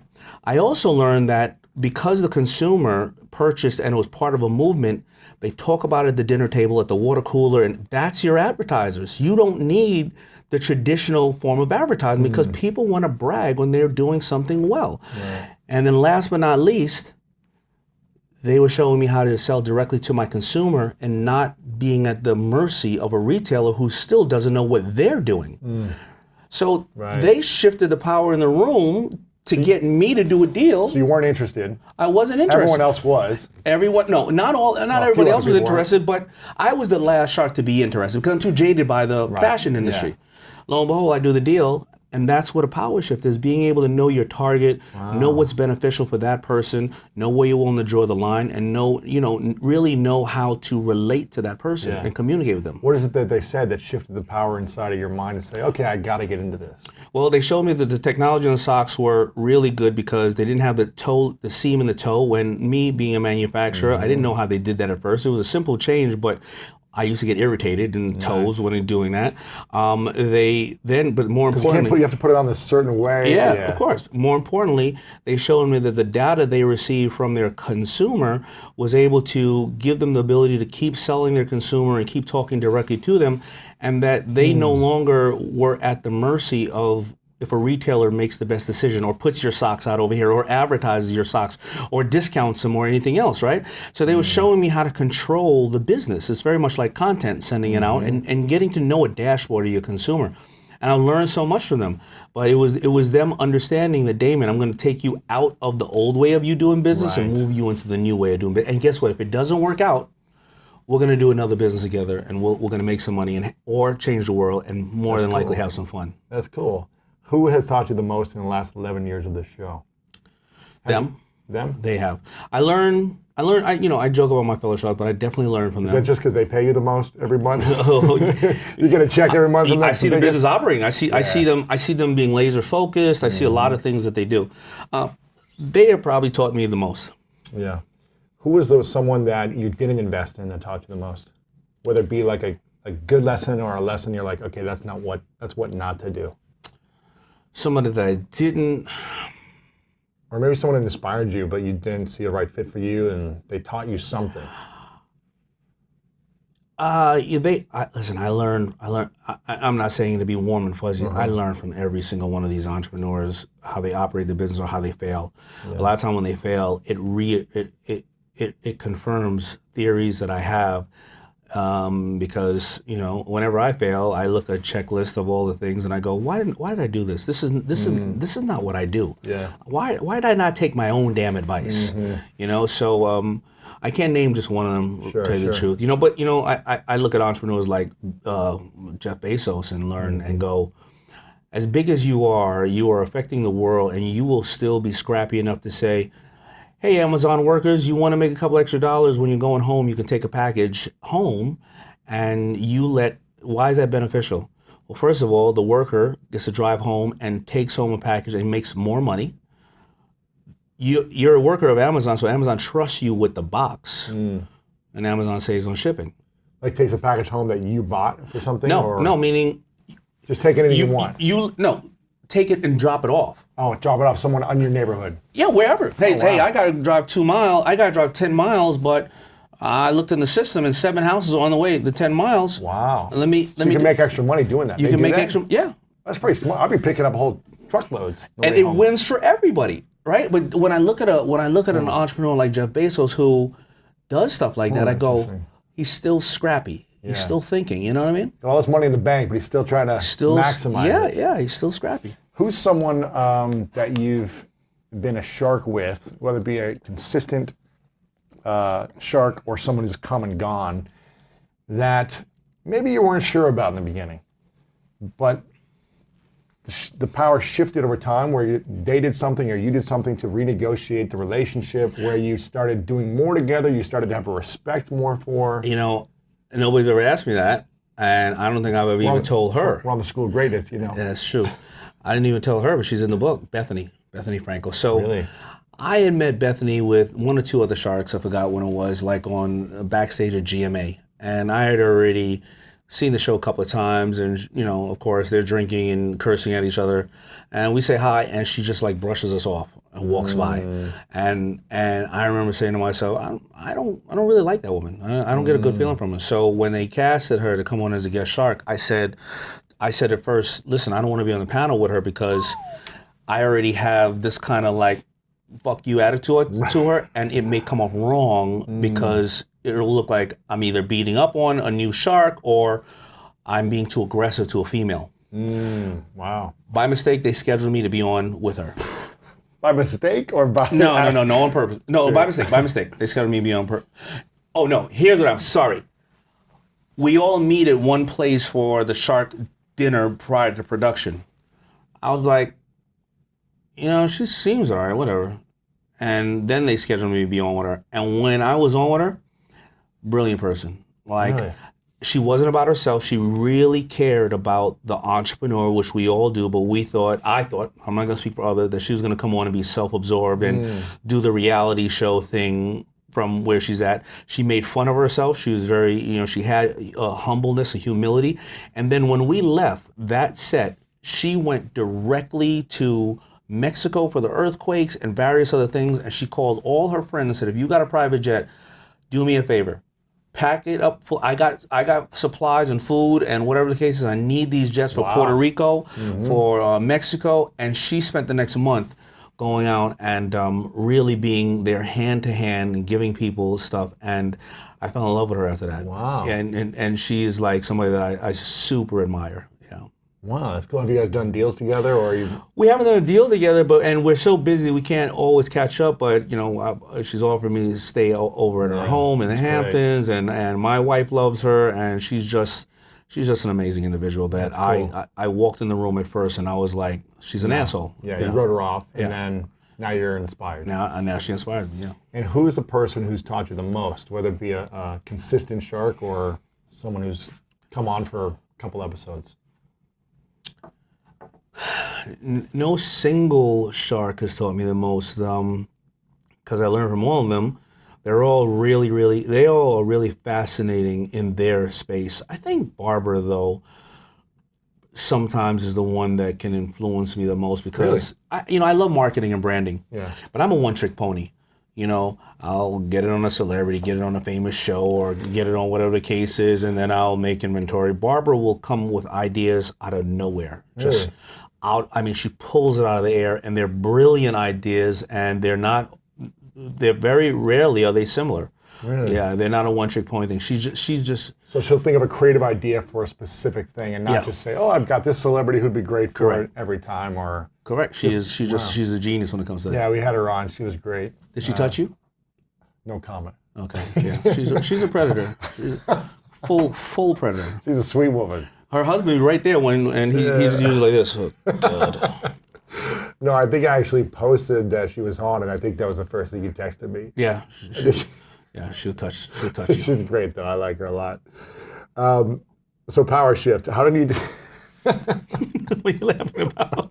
I'm just remembering your text to me. I think you added the dad joke in there as well. What I like about this, I went through a lot of this. You did? And yeah, I usually don't read anything. I was about to say, yeah. But I went through a lot of this, and I'm trying to find the bookmark that I had on one of these pages. But what I like is that at the end of every chapter, you talk about these kind of like little bullet points. To break things down. To break things down, and I relate that in this book. Now, you've done a bunch of books in the past. Yeah. Why do you need another book? It's like... So, and I think that's a good question. I don't write books to write books, and this is my third one in 5 years, and me being dyslexic, it is not easy. I know the feeling, man. It's really not easy. I think that a lot of people out there are misinformed. They need information, and I think if you look at a lot of your books, my books, and various other people, now we happen to know each other, but I believe that if you read a vast amount of things and you start to see that all these people don't know each other, but they're all saying something very similar. Mm-hmm. And if you're applying that to your life, that's how it happened to me by reading Napoleon Hill, Think and Grow Rich, or The Greatest Salesman of Babylon, or Blue Ocean Strategies, all these. And I started to see these things that come together. It gives you more power to go out and execute. Sure. So the reason I wrote this book is because a lot of people that came up to me and started saying, I can't take control of my life, or I've heard people say, or act like somebody else is supposed to issue them power, or somebody took power away from them. And I realized that people always thought negotiation, first of all, you're negotiating every minute of your life. Yep. You're negotiating to get into the bathroom before your husband or wife, or getting your child on the school bus. Take yourself to the gym, whatever. Yeah, you're negotiating, right? Something healthy. And I realized that people always thought negotiations purely transactional. When you get to the table, I'm sitting across from you, right? And it's not. It's about building influence. Mm-hmm. Then it's transactional, and the transaction needs to be what's in it for the person across the table, not what's in it for you. And then more importantly, it's developing that relationship and letting it grow over the course of time, and doing 10, 20, 30, 40 other deals, or having 10, 20, 30, 40 other people telling other people how great you are to do other deals. Mm. And people always thought that it was like that. So So I ended up putting it in the book. The other book I have is marked up. Now I'm remembering the two things I wanted to talk about in here. One is a story about 6X. Now, you don't give yourself enough credit about how creative you are. Because you said you're a one-trick pony. You'll just find a celebrity Yeah. and put the merch on them and put it on a big show or something. But something you talked about was a story on how when you were getting started out, you started developing 6X t-shirts with your logo on the back, which I thought was brilliant because it's the biggest real estate in the club. Yeah, so it's free. So what happened was It's amazing. so I guess, and that's a good point. So the story goes that I didn't have a lot of money for shirts, and I wanted to get. I grew up in Hollis, Queens, and everybody's from Hollis, Queens. LL Cool J, Run DMC, Ja Rule, 50 Cent, Salt and Pepper, Tribe Called Quest. J-Lo, like whatever. Yeah, well, J-Lo's not from Queens. Where's she from? She's from the Bronx, but a lot of these people from Queens. But I could, if I gave you a shirt, everybody was approaching you. It's just like going up to an influencer. They didn't want the shirt. I didn't want to give it to the kids with the funny mustaches and the skateboards because they would just wear it once and throw it away. Right. But I realized that The the big big guys, celebrities were probably had it. entourage. Yeah. They had an entourage around. So what did I have to do? I had to build influence. And how did I do that? Well, I had 50 shirts that I could buy. So I bought 50 5X and 6X shirts. I realized the big guys never had fashionable clothes to wear because all they had was like big black shirt, a big white shirt, or they'd have to pay a massive amount of money to get it custom made. I bought 50 of these shirts. I handed them to all the big guys I knew, where I would see.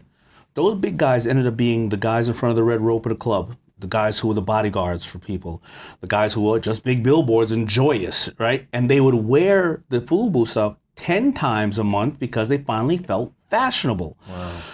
What would happen at that point is after the rappers saw it on these guys for about a year, the rappers would go, yo, what's up, man? Am I chopped liver? Yeah, where's mine? I'm like, I couldn't get to you. Yo, you're too big of a star. Man, I ain't trying to bother. No, I'll wear it. Because then they would ask the big guy who normally is like the bodyguard and they don't have nothing to say to them. They'd be like, hey, where'd you get that? Where's that little dude at? And the big guy would feel good. I'll see if I can get you. I know a guy. Yeah, I'll see if I can get you one. And that is how I started building influence internally, with my customer. That's smart. Yeah, when I read that, I was like, you're more creative than you think. No, I get it, but I generally narrow myself down to I'm a numbers person, and at the end of the day, it was numbers to me. It was like they'll wear it 10 times every one time. I got somebody else will wear it. There's not many of them, and they're a selected number of group around a selected number of people. Yeah, it's I was more about the numbers. It's like, when I read that story, I was like, okay, who are all the assistants of the most iconic people that I want to know, that I want to interview? Exactly. And what can I send them that will make them be reminded of me? And every time I want to call or say, hey, is Oprah ready for the interview or whatever? Yeah. It's like they might push it in a little more. And I take it even a step further. Some of your digital courses you give to them, you give to a bunch of people. And you say you're a part of a select community. I know you're the gatekeeper of these people, but I know that also if you find value in this stuff, not only am I enriching your life, but sooner or later you may say to the people that you work for, if it's powerful enough, and say, and if you don't say it to them, then guess what? Maybe you'll give me more information on how to make it better for you and give me some real criticism that I can do it because you're seeing everything across your plate. Right, I like that. Creating a select community. The power of 6X, I like that story. And then I read, I think it was in the middle of the book, in one of the end parts, I think you were doing research from like all the top universities that said that you should lead with the offer first. Yes. When you're making a negotiation, where I've always heard that you want to wait for someone to make the offer. That is a very common. Wouldn't you think that? It's like you never want to show your cards. They say that the one who says the number first is the one that loses and things of that nature. I actually like the negotiation part of laying it on the table. Here's where I'm at with this. Here's what I seek. Here's what I want. Here's what I want, and here's what value that I could bring to you. And I think it just takes the question out of the room. But what if you could have gotten more? Then you could have gotten it more. But what if you say something and somebody, well, we're not even in that ballpark. Right? You can always upsell. You can always say, here's where I would like to be, and then someone says, and here's what I'm willing to give. And they'll be like, well, we want more than that. I'll be like, okay, but I gave you where I was at, but it cost me more. Right. It cost me more time or energy or product or inventory or whatever the case is, or relationships, Yeah. You sounded like an online marketer. The upsell word here. Of course. Listen, there's only, what do they say? There's only 3 ways to deal with a customer: acquire a new one, upsell a current one, or make one buy more frequently. It's only 3 ways. Recurring. Yeah. That's the best way right now. Exactly. What's the best negotiation you feel like you did? Not where you gained the most, but where both parties won the most. Not where you're like, I got more. When I negotiated my deal with Bruce and Norman Weisfeld over at Samsung, I negotiated out of ignorance, but I got the best deal. At first, I was a young kid. I was 19 or 20. They interviewed me. They heard about FUBU. They were interviewing various other people because they were thinking about getting into, they were already in the outerwear space, but they wanted to get into the denim, ready-to-wear space. They interviewed a couple of people. Once I got interviewed, they said, we like you. We think we may do something with you. I called the guys for 6 months. They never picked up the phone. This is before cell phones were out. I felt insulted, and rightfully so, but also they were looking at other opportunities. It's not their job to answer my call again after that, but I think they should have said, hey man, we're not interested. I go to the trade show, the Magic Trade Show in Vegas. They're sitting at a table, and one of the big buyers from like a store was like, "Holy shit, is that the FUBU guys?" And he talked to his and they said, "You better get those guys." Power shift. Right now, all of a sudden, my phone's on fire the next day by these guys. I'm like, hey, motherfucker, remember me? You ain't talk to me before, Pimpin'. You know what I'm saying? Yeah, I was hungry at the time, and. Yeah, sure. That's exactly how you talk too. I was like, yo, baby boy. So a normal, like, a designer deal, I'll call it, in fashion is generally like, if I'm going to put up all the money and all the resources, we're going to split this thing 25% to you or 30% to you and 70% to me, because I may have old inventory I got to get rid of. You don't have any personal guarantees at hand. I got to deal with all this shit. Yeah. I'm taking a lot of risk, but you're making clean money.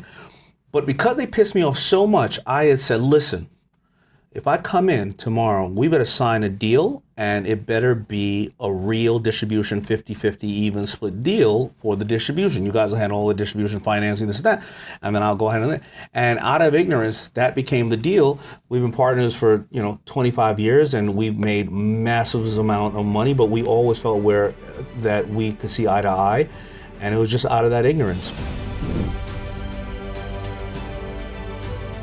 What is the greatest mistake you've made that you're so grateful for that you made because it made you a better person? From the lesson you learned, or from the thing you got out of? Like you mentioned that your previous boyfriend back in the day married a secretary, and it was the greatest gift that you had because you got out of a relationship that wasn't going to work, or you met your partner. Is there really like a challenge or a mistake you made in business or life besides that? I don't think I'm the type of person that is brave enough to admit I've made a mistake, honestly, because I think things have not worked out along the way, where things just didn't work out as I had hoped or dreamed them to be. But I don't see them as a mistake, because as quick as you're thinking, oh, poor me, you start to see the light of the door that it's opening that couldn't have opened without it. Okay, so I don't have like a regret of this was a big mistake or that was a big mistake.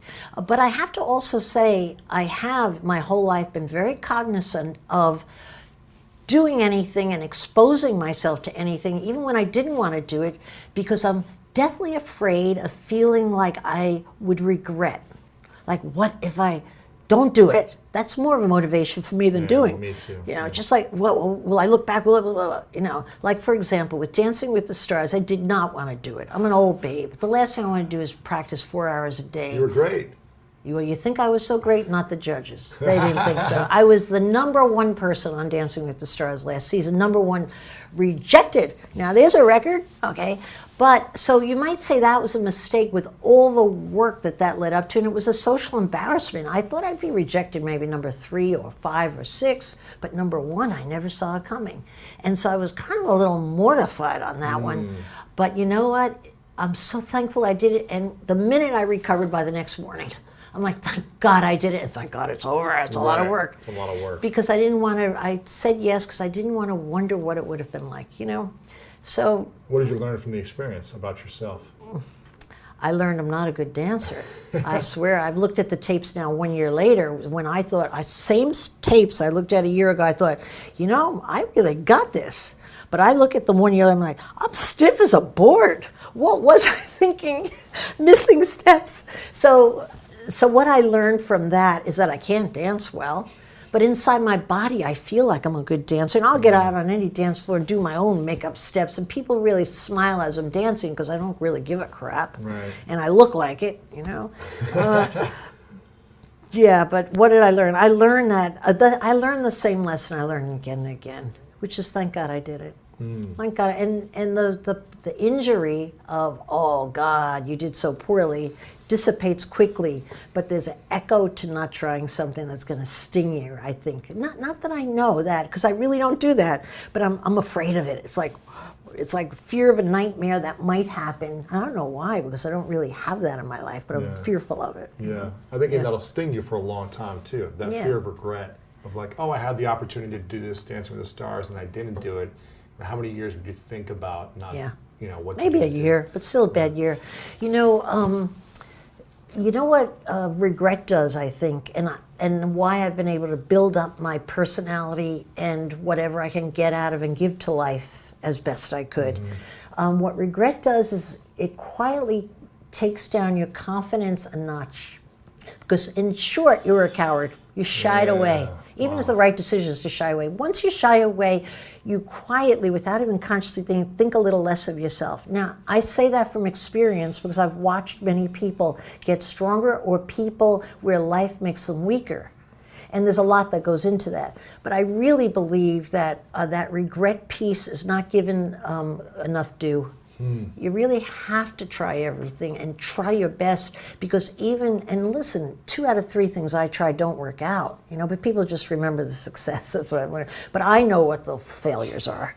But still, I got confidence out of failing each time. A little notch up, a little notch up. So then you conduct yourself with more power in life because you feel better about yourself. And ironically, you have more to give. You're a better package to give more because you've put a lot into that basket by just trying. Do you feel like you're more confident, even though you're the first one out of Dancing with the Stars, that you did it and you went for it? Absolutely. Absolutely, I'm more confident. I got a lot of confidence out of that because every female friend and male friend I had that was even close to my age. They were like, I can't believe you even went for it, right? They said, they discourage you, you're out of your mind, but I won all their respect, and they constantly say, that was amazing. That was amazing. So even my friends that kind of took me for granted think better of me. I went up a notch in their head, It takes a lot of courage to do that. It takes a lot of courage to publicly fail, but I happen to be very good at public failure. Really? Because I've done it my whole life, and that doesn't bother me. I think what I didn't want to happen was that I would look foolish or old dancing with a 24-year-old ripped stud on the floor until I realized it feels really good to lean in on that guy and let him spin you around that floor. And how many of my girlfriends were having to dance with anybody like that lately? There you go. That's a good way of looking at it. Yeah. What would you say? Why are you not afraid to fail publicly? Because you know what I've learned? Nobody's really watching. Nobody gives a shit. Yeah. Everybody's they forget about it the next year or whatever. Or no, maybe even in the moment. Because the truth is that people, most of all, are thinking about themselves. So just when you think the limelight's on you and everybody's going to say, God, is she stupid? God, why would she say that or do that?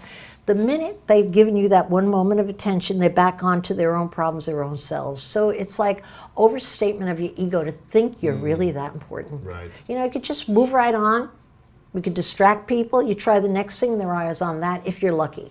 So no, it doesn't really amount to anything. It doesn't really amount to anything. Right. Yeah, it's self-ego. That is not really true. That's interesting because you say that most people are focused on themselves. So when you mess up publicly or you fail publicly, they'll think about it for a moment, but then they're on to their own thing. If you're lucky and they notice. If you're lucky, you notice. And most people won't notice. It just feels like everyone notices. Yeah, right? Definitely. But What about shame? Right, exactly. Yeah. But what about when you want people to have the attention on you for the things you're doing good? How do you keep the attention on you, the relevancy of yourself as an entrepreneur, an individual, when people are focused on themselves so much? How do you keep them thinking about you, your brand, your business, your work, your mission? You have to think of a way to grandstand. What do you mean by that? Good old-fashioned grandstanding. Like I built my Corcoran Group brand on the backs of the New York Times and the Wall Street Journal and the New York Post, without a doubt. I would think of all kinds of crap to get media attention, okay, as long as my brand name was in there. Really? The single best thing I thought of, which was really just an attempt to get publicity when I couldn't afford advertising because it was a bad market, was my Corcoran report. And all that was a one-page report giving the average sale price of apartments in Manhattan, is how I labeled it. I was too stupid to know that was a wrong label. It was just my 11 sales. but it was on the front page of the real estate section, and I was quoted on the first line. And boy, that was an eye-opener. That's how I learned that publicity can build a brand. Today's version of publicity that I look for in all of the entrepreneurs I invest in is how good are you at social media? I don't care if you're in the sock business, if you're in hardware, or what's going on. How good are you at social media? What's your following? Those are the key questions now. How good are you at building attention through social media, because that's the new free ride. Not really free, but to a large degree free, just like the New York Times and the Wall Street Journal are my free ride. Okay, so you have to be creative, I think, in thinking of how you can grandstand. And so what's like, I don't know, I'm thinking, what's a business right today? Like, well, I don't want to use Cousins. We already talked about Cousins. Like Grayson Lakes, which started out as a baby sock company. Phenomenal entrepreneurs I have. Is this the long lady stocking? Yeah, with the little lace on top. I bought some of those for a girl before, yeah. And they make girls look sexy. They make them look great. And they're well priced and they're beautifully made. They're nice, they're elegant, they're sexy. Well, now it's a full fashion line, and it's I think $17 million in sales this year. Wow. But what are they particularly good at? There's a husband and a wife team. Melissa, the wife of the team, has gorgeous long legs. You may remember her from Shark Tank. Her husband's more of a nuts and bolts guy, but great at business. What she does is she constantly models and talks directly to the camera. She has so many people that love her. She has limited editions. She sells out constantly. Wow. She's great at social media. She knows how to primp herself, look sexy, talk to the ladies, and get sales. Okay. So she uses her assets, her skills.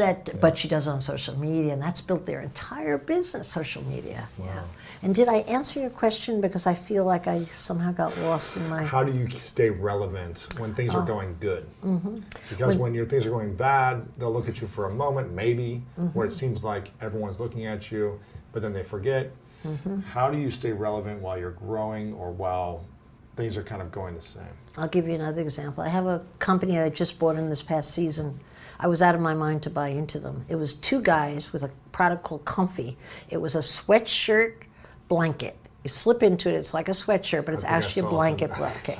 Why I say I was crazy to buy into it, none of the sharks, they were smart enough not to, is because they're two loudmouth guys having a good time, pitching their product, and they had no inventory. They had handmade their own product. Two prototypes, had no idea what it would cost to make, what they'd sell for, who they'd sell to. They had none of the answers, but they were great salesmen. And I said, I'll take 15 or 40%, whatever I got of it, boom, just because they're great salespeople, all right?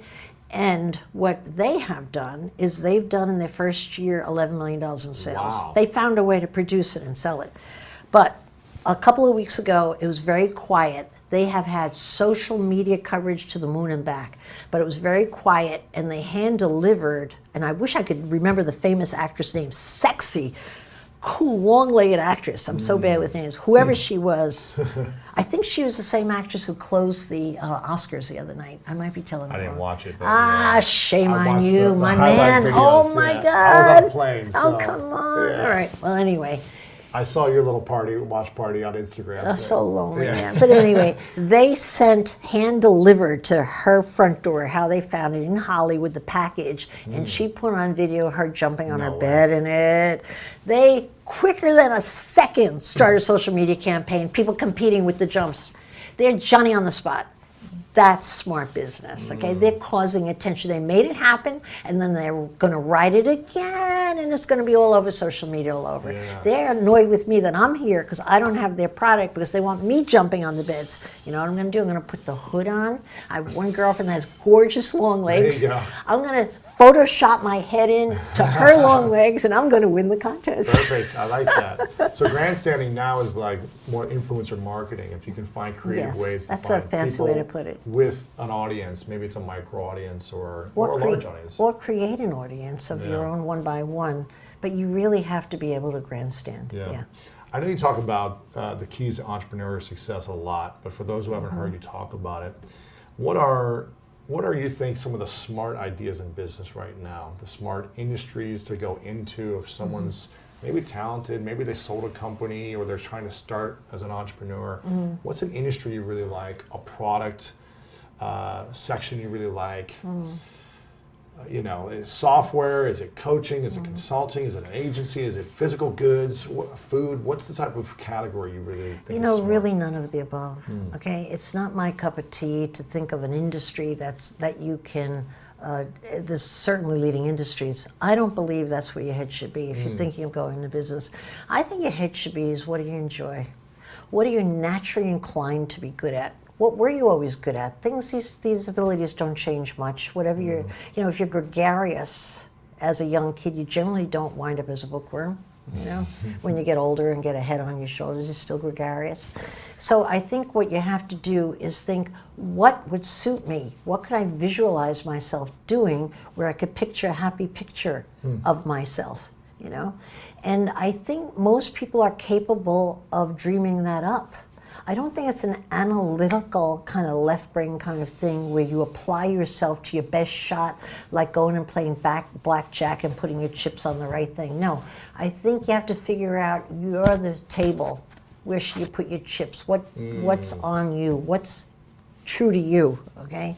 And so for me, it took me 22 jobs to find real estate, but the minute I was out opening keys, opening the doors and chatting people up, and it didn't feel like work, and I was the boss, I knew I was going to be the queen of New York real estate. I knew it as sure as I knew my middle name was Ann. I just could see it in my mind's eye. I never had that vision when I worked my other 22 jobs. And the other thing, it's sort of related to what you asked. I think it's such wrong thinking that you have to choose your spot. I think it's like finding out what clothing you look good in. You got to go try a lot of shit on the rack and see what works with you. And then you kind of, little by little, kind of get your look on what looks well on your body type, your personality, the colors that are good.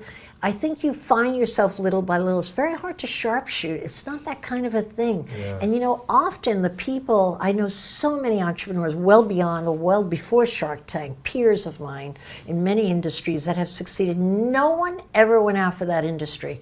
And so that's what I want to do. But you know what made the biggest difference in a myriad of those, if that's a word, a selection of those people, that made the biggest difference was they came along someone they worked for who believed in them. Getting one good boss that gives you an opportunity is worth 1 million intellectual thoughts and Harvard MBAs grouped up in a pile.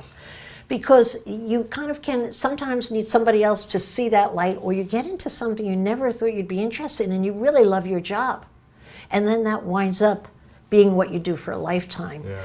And so I don't believe that you name the big industries. That's more Mark Cuban stuff. He's like high-level investment strategy stuff. But I'll put my businesses against his any day, 1-to-1. Because I think I'm so good at seeing who's got that talent that matches where they are, Yeah.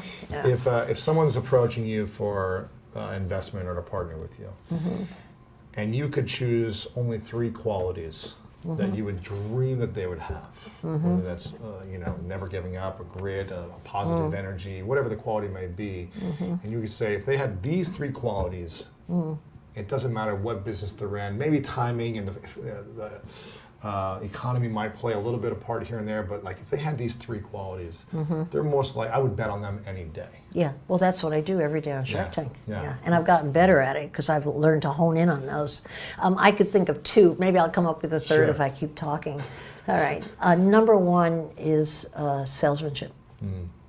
I have never succeeded with any business where the principal didn't know how to sell. I mean, sales is the guts of every business. If you don't have sales, you're not in business. Any business applies to everything, okay? So, okay, if you're a technology nerd and really are in a technology space, but you better have a partner who could sell the shit out of it, or it ain't gonna go anywhere, okay? So selling is number 1. The other thing I look for, and maybe it sounds weird to you, but I've learned it to be a great, almost insurance policy. I look for injury. I look for anger in the individual. If I could find someone, and this is true of all my successful business, interestingly enough, if I could find someone who had injury at an early age and has something to prove, I got myself a winner. It's like insurance, okay? So when I say injury, meaning they were dunce in school, like 3 out of 5 sharks were dunces at school. They're out to prove, you know. I don't want to out them, so I won't use. I'm inclined to use the names, but I won't.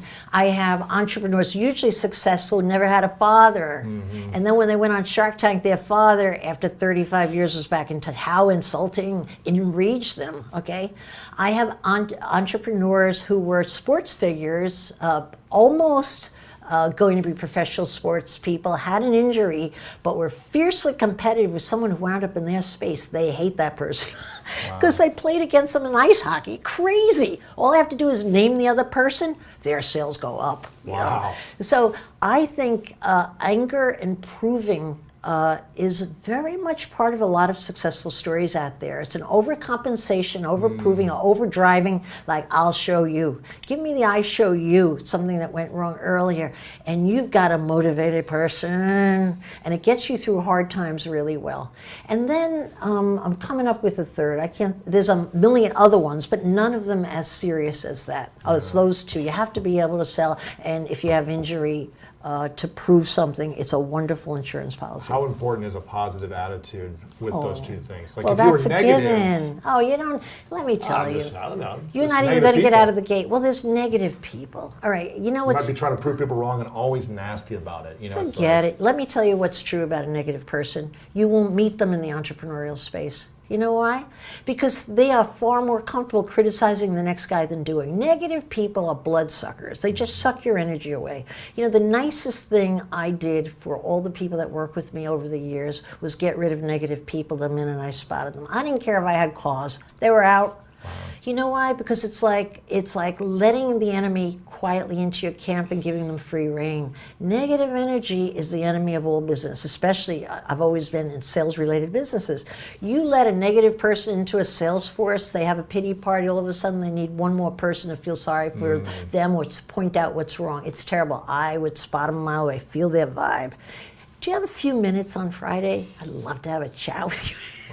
Because I felt like I was saving my good people. You know, they were good, positive people. I don't mean criticism. It's invaluable in business. You need to have your criticizers to let you know when you're off and what you could do better. But I'm just talking about regular bloodsuckers, you know.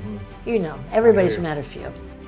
Before we continue this video, make sure to subscribe below and turn on the notification bell right now so you don't miss out on these great videos every single day.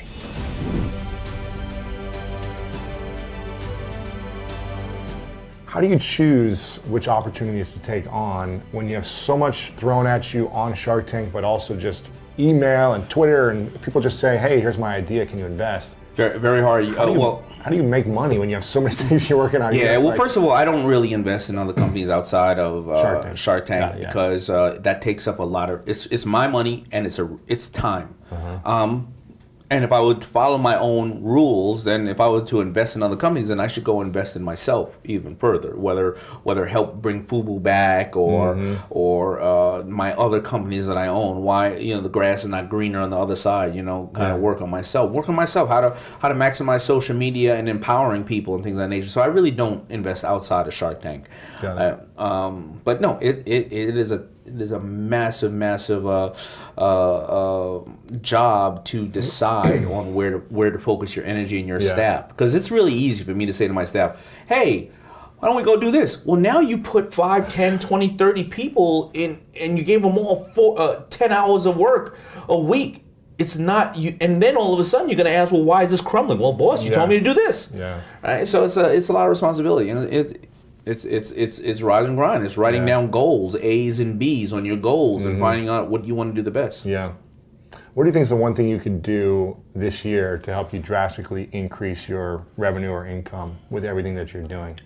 Is it, the FUBU thing or reinvesting back in yourself? Is it taking a couple things and going all in with a few things, or?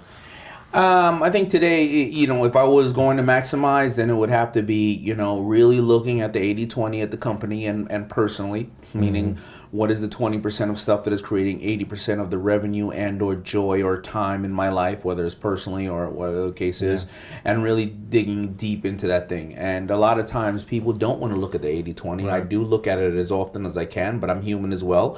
I get caught up in some things that may be from a reason I think needs to be done, and I get off track, but I have to go back to my goals and look at them.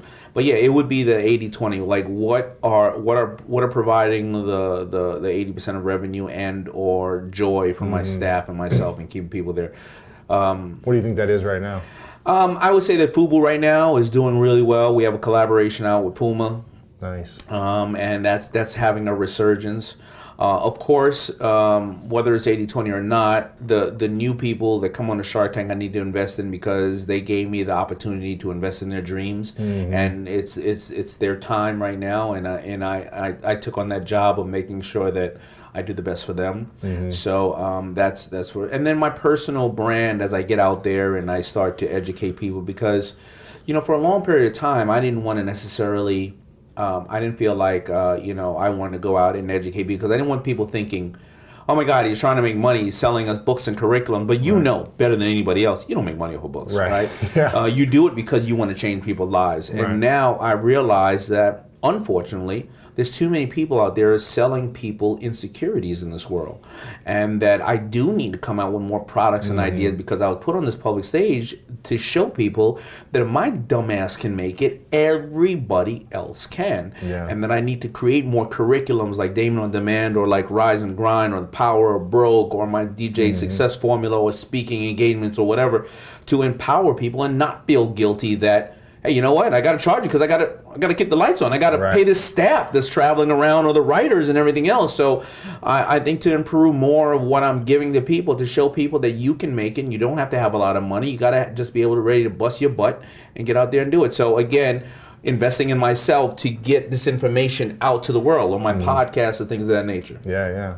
Because you did the new podcast around the book, right? Yeah, I did the new podcast around the book. It was me kind of like, giving people an insight on how I'm, the questions I'm asking individuals, and really fascinating stuff. My Rise and Grind podcast has been doing really amazing, and I put people on there that weren't even in the book. People like Barbara, of course, I had a really great conversation She's great, with Barbara.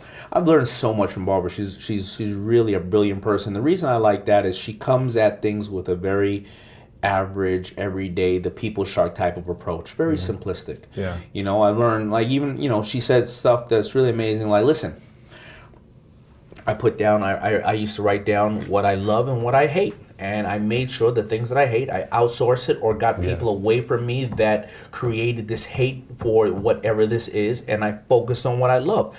And as I did this, everything else mentally started to shift here, and I got rid of these things, right? And so she has such a simplistic approach to things, but she's a brilliant, brilliant woman. Yeah. What would you say is the thing that you're excited about the most right now? You got so much going on. I'm excited. I'm excited about everything I do, to be very honest. But I'm going on 10 years on Shark Tank. The next Oprah Winfrey or Steve Jobs or Bill Gates is in their pajamas eating cereal watching Shark Tank. And they're going to get up here, and the Phil Knights of the world, they're going to go and they're going to change the entire world. And they're 12 years old right now, eating cereal in their pajamas saying, I'm going to be that next person. So Shark Tank is absolutely amazing. Having books when you're so close to it a lot of times, that when you finally put it out and you see that it's changing people's lives, I'm really, really excited about that. Of course, like I said, I'm so on this health thing that I'm realizing how screwed up I was prior, right? And that I'm gonna figure this thing out. I have my little girl, of course, and my two older girls, as most people watching or listening to this would. Most parents would say to themselves, was I a good parent, and did my child grow up to change the world? And I'm seeing my two older girls are being they're growing up to be the women that I wanted them to be, cool. And that they're adding a positive impact to this planet. I'm really looking forward. This year. I'm looking forward to acquiring a lot more dad jokes to just make me that guy. I gotta send you some. I'm gonna find some and I'm gonna text you. You gotta send me some dad. I mean, dad jokes are really, really important. They're high on my list. What's your favorite one of all time? The pirate one was pretty good. No, I have a lot of them. There's no one favorite dad joke. And they come anytime, right? So they can come at any time, and then you won't even laugh at them right then. You may laff at them later. Yeah, a lot later. Like what does a pirate say when they turn 80 years old? I'm 80.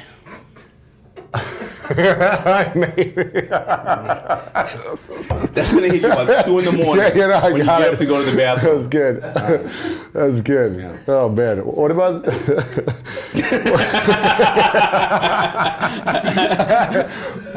What's the thing you're most proud of? I'm most proud of being able to escape the clutches of everybody else's goals that they set for me when I was 16 and 20 years old. Like most of the people that grew up in neighborhoods that people told them they were going to be dead or in jail, or that they weren't good because of their color, their skin, or education, or because they didn't have any money. And I escaped those goals that were set for me by society, by people in the neighborhood who may not have had the right support system around them. And I defied those odds, and I became a person that I'm very proud of who I am today. And people could look at me and say, if he can make it, I can make it. And that's the thing I'm most proud of. If I die today or tomorrow or 50 years from now, there's nothing in my closet that I need to hide. Yeah. There's nothing that I need to second guess. And it was okay. It was okay doing the right thing when I had, like everybody else listening to us, had the option to do the wrong thing. It was okay to do the right thing. Yeah, yeah. If dad jokes bring you the most joy and laughter, what's the thing that pulls at your heart the most? Is there things that happen in your day to day? It's just those causes. It's those causes to find out that there's a meat market for dogs. It's crazy, right? To find out that there are people who can, you can put your trust in them to have your kids go and be gymnasts, and then all of a sudden they abuse your trust and they violate your children and things like that. Those things cause me pain. Yeah. What's been the most painful thing in your life? Getting divorced when I was my first marriage, because my ex-wife is a driven, brilliant person, and my marriage was sacrificed due to me working hard, me being young and dumb, and you don't give a 30-year-old a couple of $1 million and fame at the same time, and right. and that doesn't have an adverse effect. You know what I mean? Right. So how long were you together for or married for? We probably married for about 4 years. I forgot what it was, but we were together. She was with me before the food was success. Yeah. And she's still one of my closest friends, and biggest inspirations. She's the best partner I can ever have. So we're just not married any longer, but very supportive. Right. That was a challenging transition for you? Well, of course it was a challenging transition, but as you look back, I mean, when would you ever, not want to be in your family's lives and stuff like that, knowing that you could have controlled or you could have made a better effort to be a better person, right? But being human is human. There's so many different aspects and things that come in your life. And many people who are business people, they're on their second and third marriages, Yeah. But on the flip side, listen, my wife now and my baby now wouldn't be here if that didn't happen. So everything happens for a reason. I don't ever regret anything that happened. It just becomes a pain, that you think about. Do you ever think about your family as a business in terms of like running it like an entrepreneur would? I didn't in the past, but I do now almost. Really? Again, because of some of these studies I've had in here, I realized that making the family a priority and running it like a business is great. It may seem cold, but it is very proficient if you do. It's effective, right? It's effective, yeah. How do you run your family like a business now then? Well, you schedule time, first of all. You look at the investment that you're doing into future education and or, it all is going to be time generally. It's going to be personal time, educational time, relaxation time, and solving problems. I think one of my friends said to me, when he had a problem with his wife, he said, the wife said, well, why aren't you trying to work this out? He's like, I don't have time. She said, but if I was a client, you'd make time. You'd make time, right, to work this out, right? If I was paying you, you wouldn't want to lose that deal. Right. Why do you want to lose this relationship or this discussion we need to have? And I realized that, and that was something somebody said in the book, and I started to put in more time. And if you look at this, a book like The 7 Habits of Highly Effective People, as you talked about, I realized throughout that time, you start to find out more about yourself as you start to look at your family. You see what you're doing, good, bad, or indifferent, and you start to understand yourself, and you become more proficient in other aspects of life. When FUBU really went down, it was right around when I had my divorce. Really? I don't think it was coincidence. Yeah, you know what I mean? It was reality. I was miserable at home. I was taking it out on my work. I was making bad decisions, and I think that we just don't talk about family and health and all that stuff in regards to how important it is for success in business. Yeah, it's huge. Yeah. Why is it, do you think, that's in some entrepreneurs will not have those conversations with their partner or their wife or fiance, but they're willing to have those negotiations with their business deals? I think because it's more fun on the business stuff, or if it's I think that business is a very, very clear thing. It's a number, right? Tomorrow you have money for payroll or not. Right, and you have to address it. You can try to hide it if you want and not talk about it, but the rent needs to be paid on the 1st or the 30th, right? Or the inventory is sitting there. So it's something you have to address. And all these other personal things, they're personal, right? I've seen the biggest titans of industry be someone who will do billion-dollar deals, but yet they're afraid to have a conversation with a woman at a bar because they feel too open and vulnerable, right? When they can hide behind a pen, a checkbook, a desk, or a wall, right? So I think that the personal aspect of life is something that people don't want to address because it's so fluid. And it's scary. It's scarier, right? Yeah. The heart, like this. The heart. Yeah. You want to, listen, I can sit across the table from you and I can say, I'm going to give you, this $50 for this. And you say, give me 70. And I say, screw you. Yeah. Right? Because, you're just negotiating with me. But if you're personally sitting across from the table and you go like, can I hold your hand? And a woman or a man goes, get the hell out of here. Hurts. You'll remember that for the rest of your life. It hurts. Because I remember when this girl didn't want to kiss me when I was 16 years old. That damn Lisa. That's why you went and built up FUBU. That's right. Show you. Show Lisa. She was ugly as hell, though. Who cares? Yeah. Wow. I'm still thinking about the beginning, the pirate beginner. Yeah. I had a question I want to ask you, but it's escaping me now. Do you let that roll through the podcast, like you thinking now? Mm-hmm. Yeah. That's good, because I like that, because I want people to know that you're processing the information. Yeah. Yeah, I had a really good thought. Sometimes when I'm interviewing, I have really good thoughts, but my goal is to be so present, but then the thought escapes me. Gosh, what was that? It'll come to me. I'm curious. This is what it was. Got it. You've seen so many deals over the last 10 years. You've been in business for a long time yourself, pre-Shark Tank. Mm-hmm. Now with cryptocurrency and just everything online, and what companies like Airbnb and Uber and these other companies have been able to do to scale so quickly, Dropbox, things like that, they've just built massive businesses very quickly. Over the next 10 years, what do you see as a great opportunity to get into in business? Is it more physical goods and clothing? Is it more food products? Is it more online, digital, software products? If you were to recommend for an entrepreneur starting today, knowing that so much has been changing and so much is going to continue to change, what would be like the best industry business idea to get into? Well, it would be hard to tell somebody what the best industry is unless if they're just a passive investor.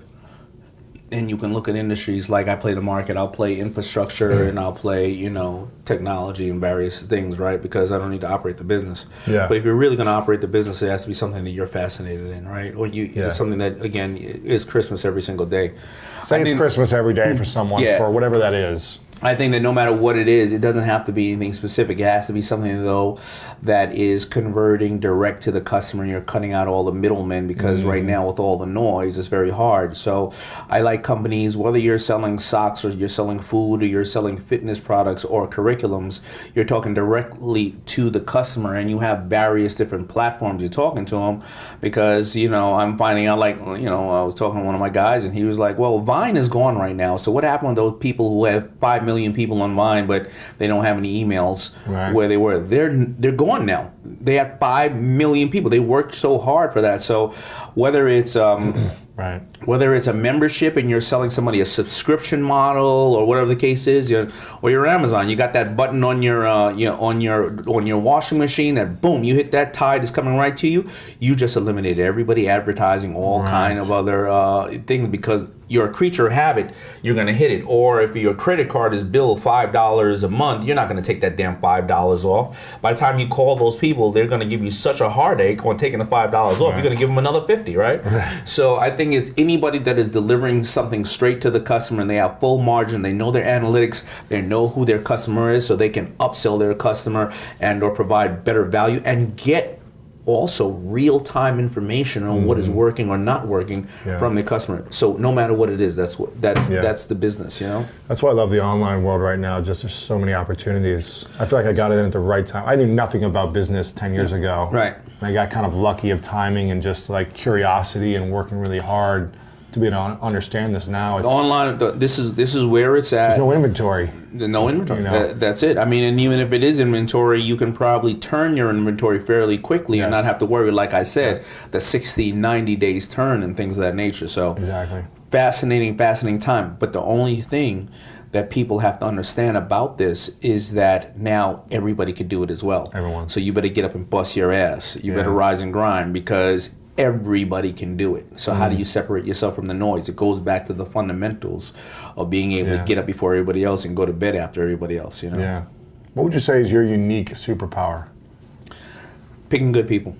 Yeah. I am not the smartest person in the world, but I have I have this knack for picking good people. I have this knack also for allowing people to fail and seeing the good within them.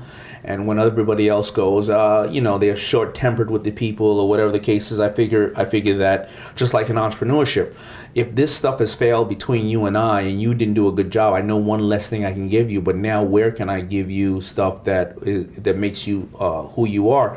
And I think that that's my knack. I give a lot of people a lot of chances, but it ends up coming back to me double and triple in value because they are amazing people. Yeah. What's the thing you see that you look for when you can pick them? Is it like a feeling right away? Is it no, more it's like never how they feel right carry away. themselves? It's never feel right away because they have to unfold they're everybody's on their best behavior when you first meet them. Take the onion off. And Yeah, exactly. So it's drive, right? It's that they think outside the box. They're problem solvers. They're also able to communicate throughout a team and a system.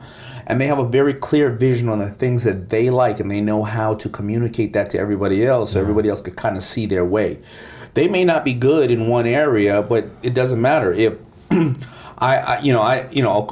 if I pick a person, I'll put them in any area. You know what I mean? And they'll figure it out. Those type of common sense, those type with drive and some level of respect, honesty, and stuff like that.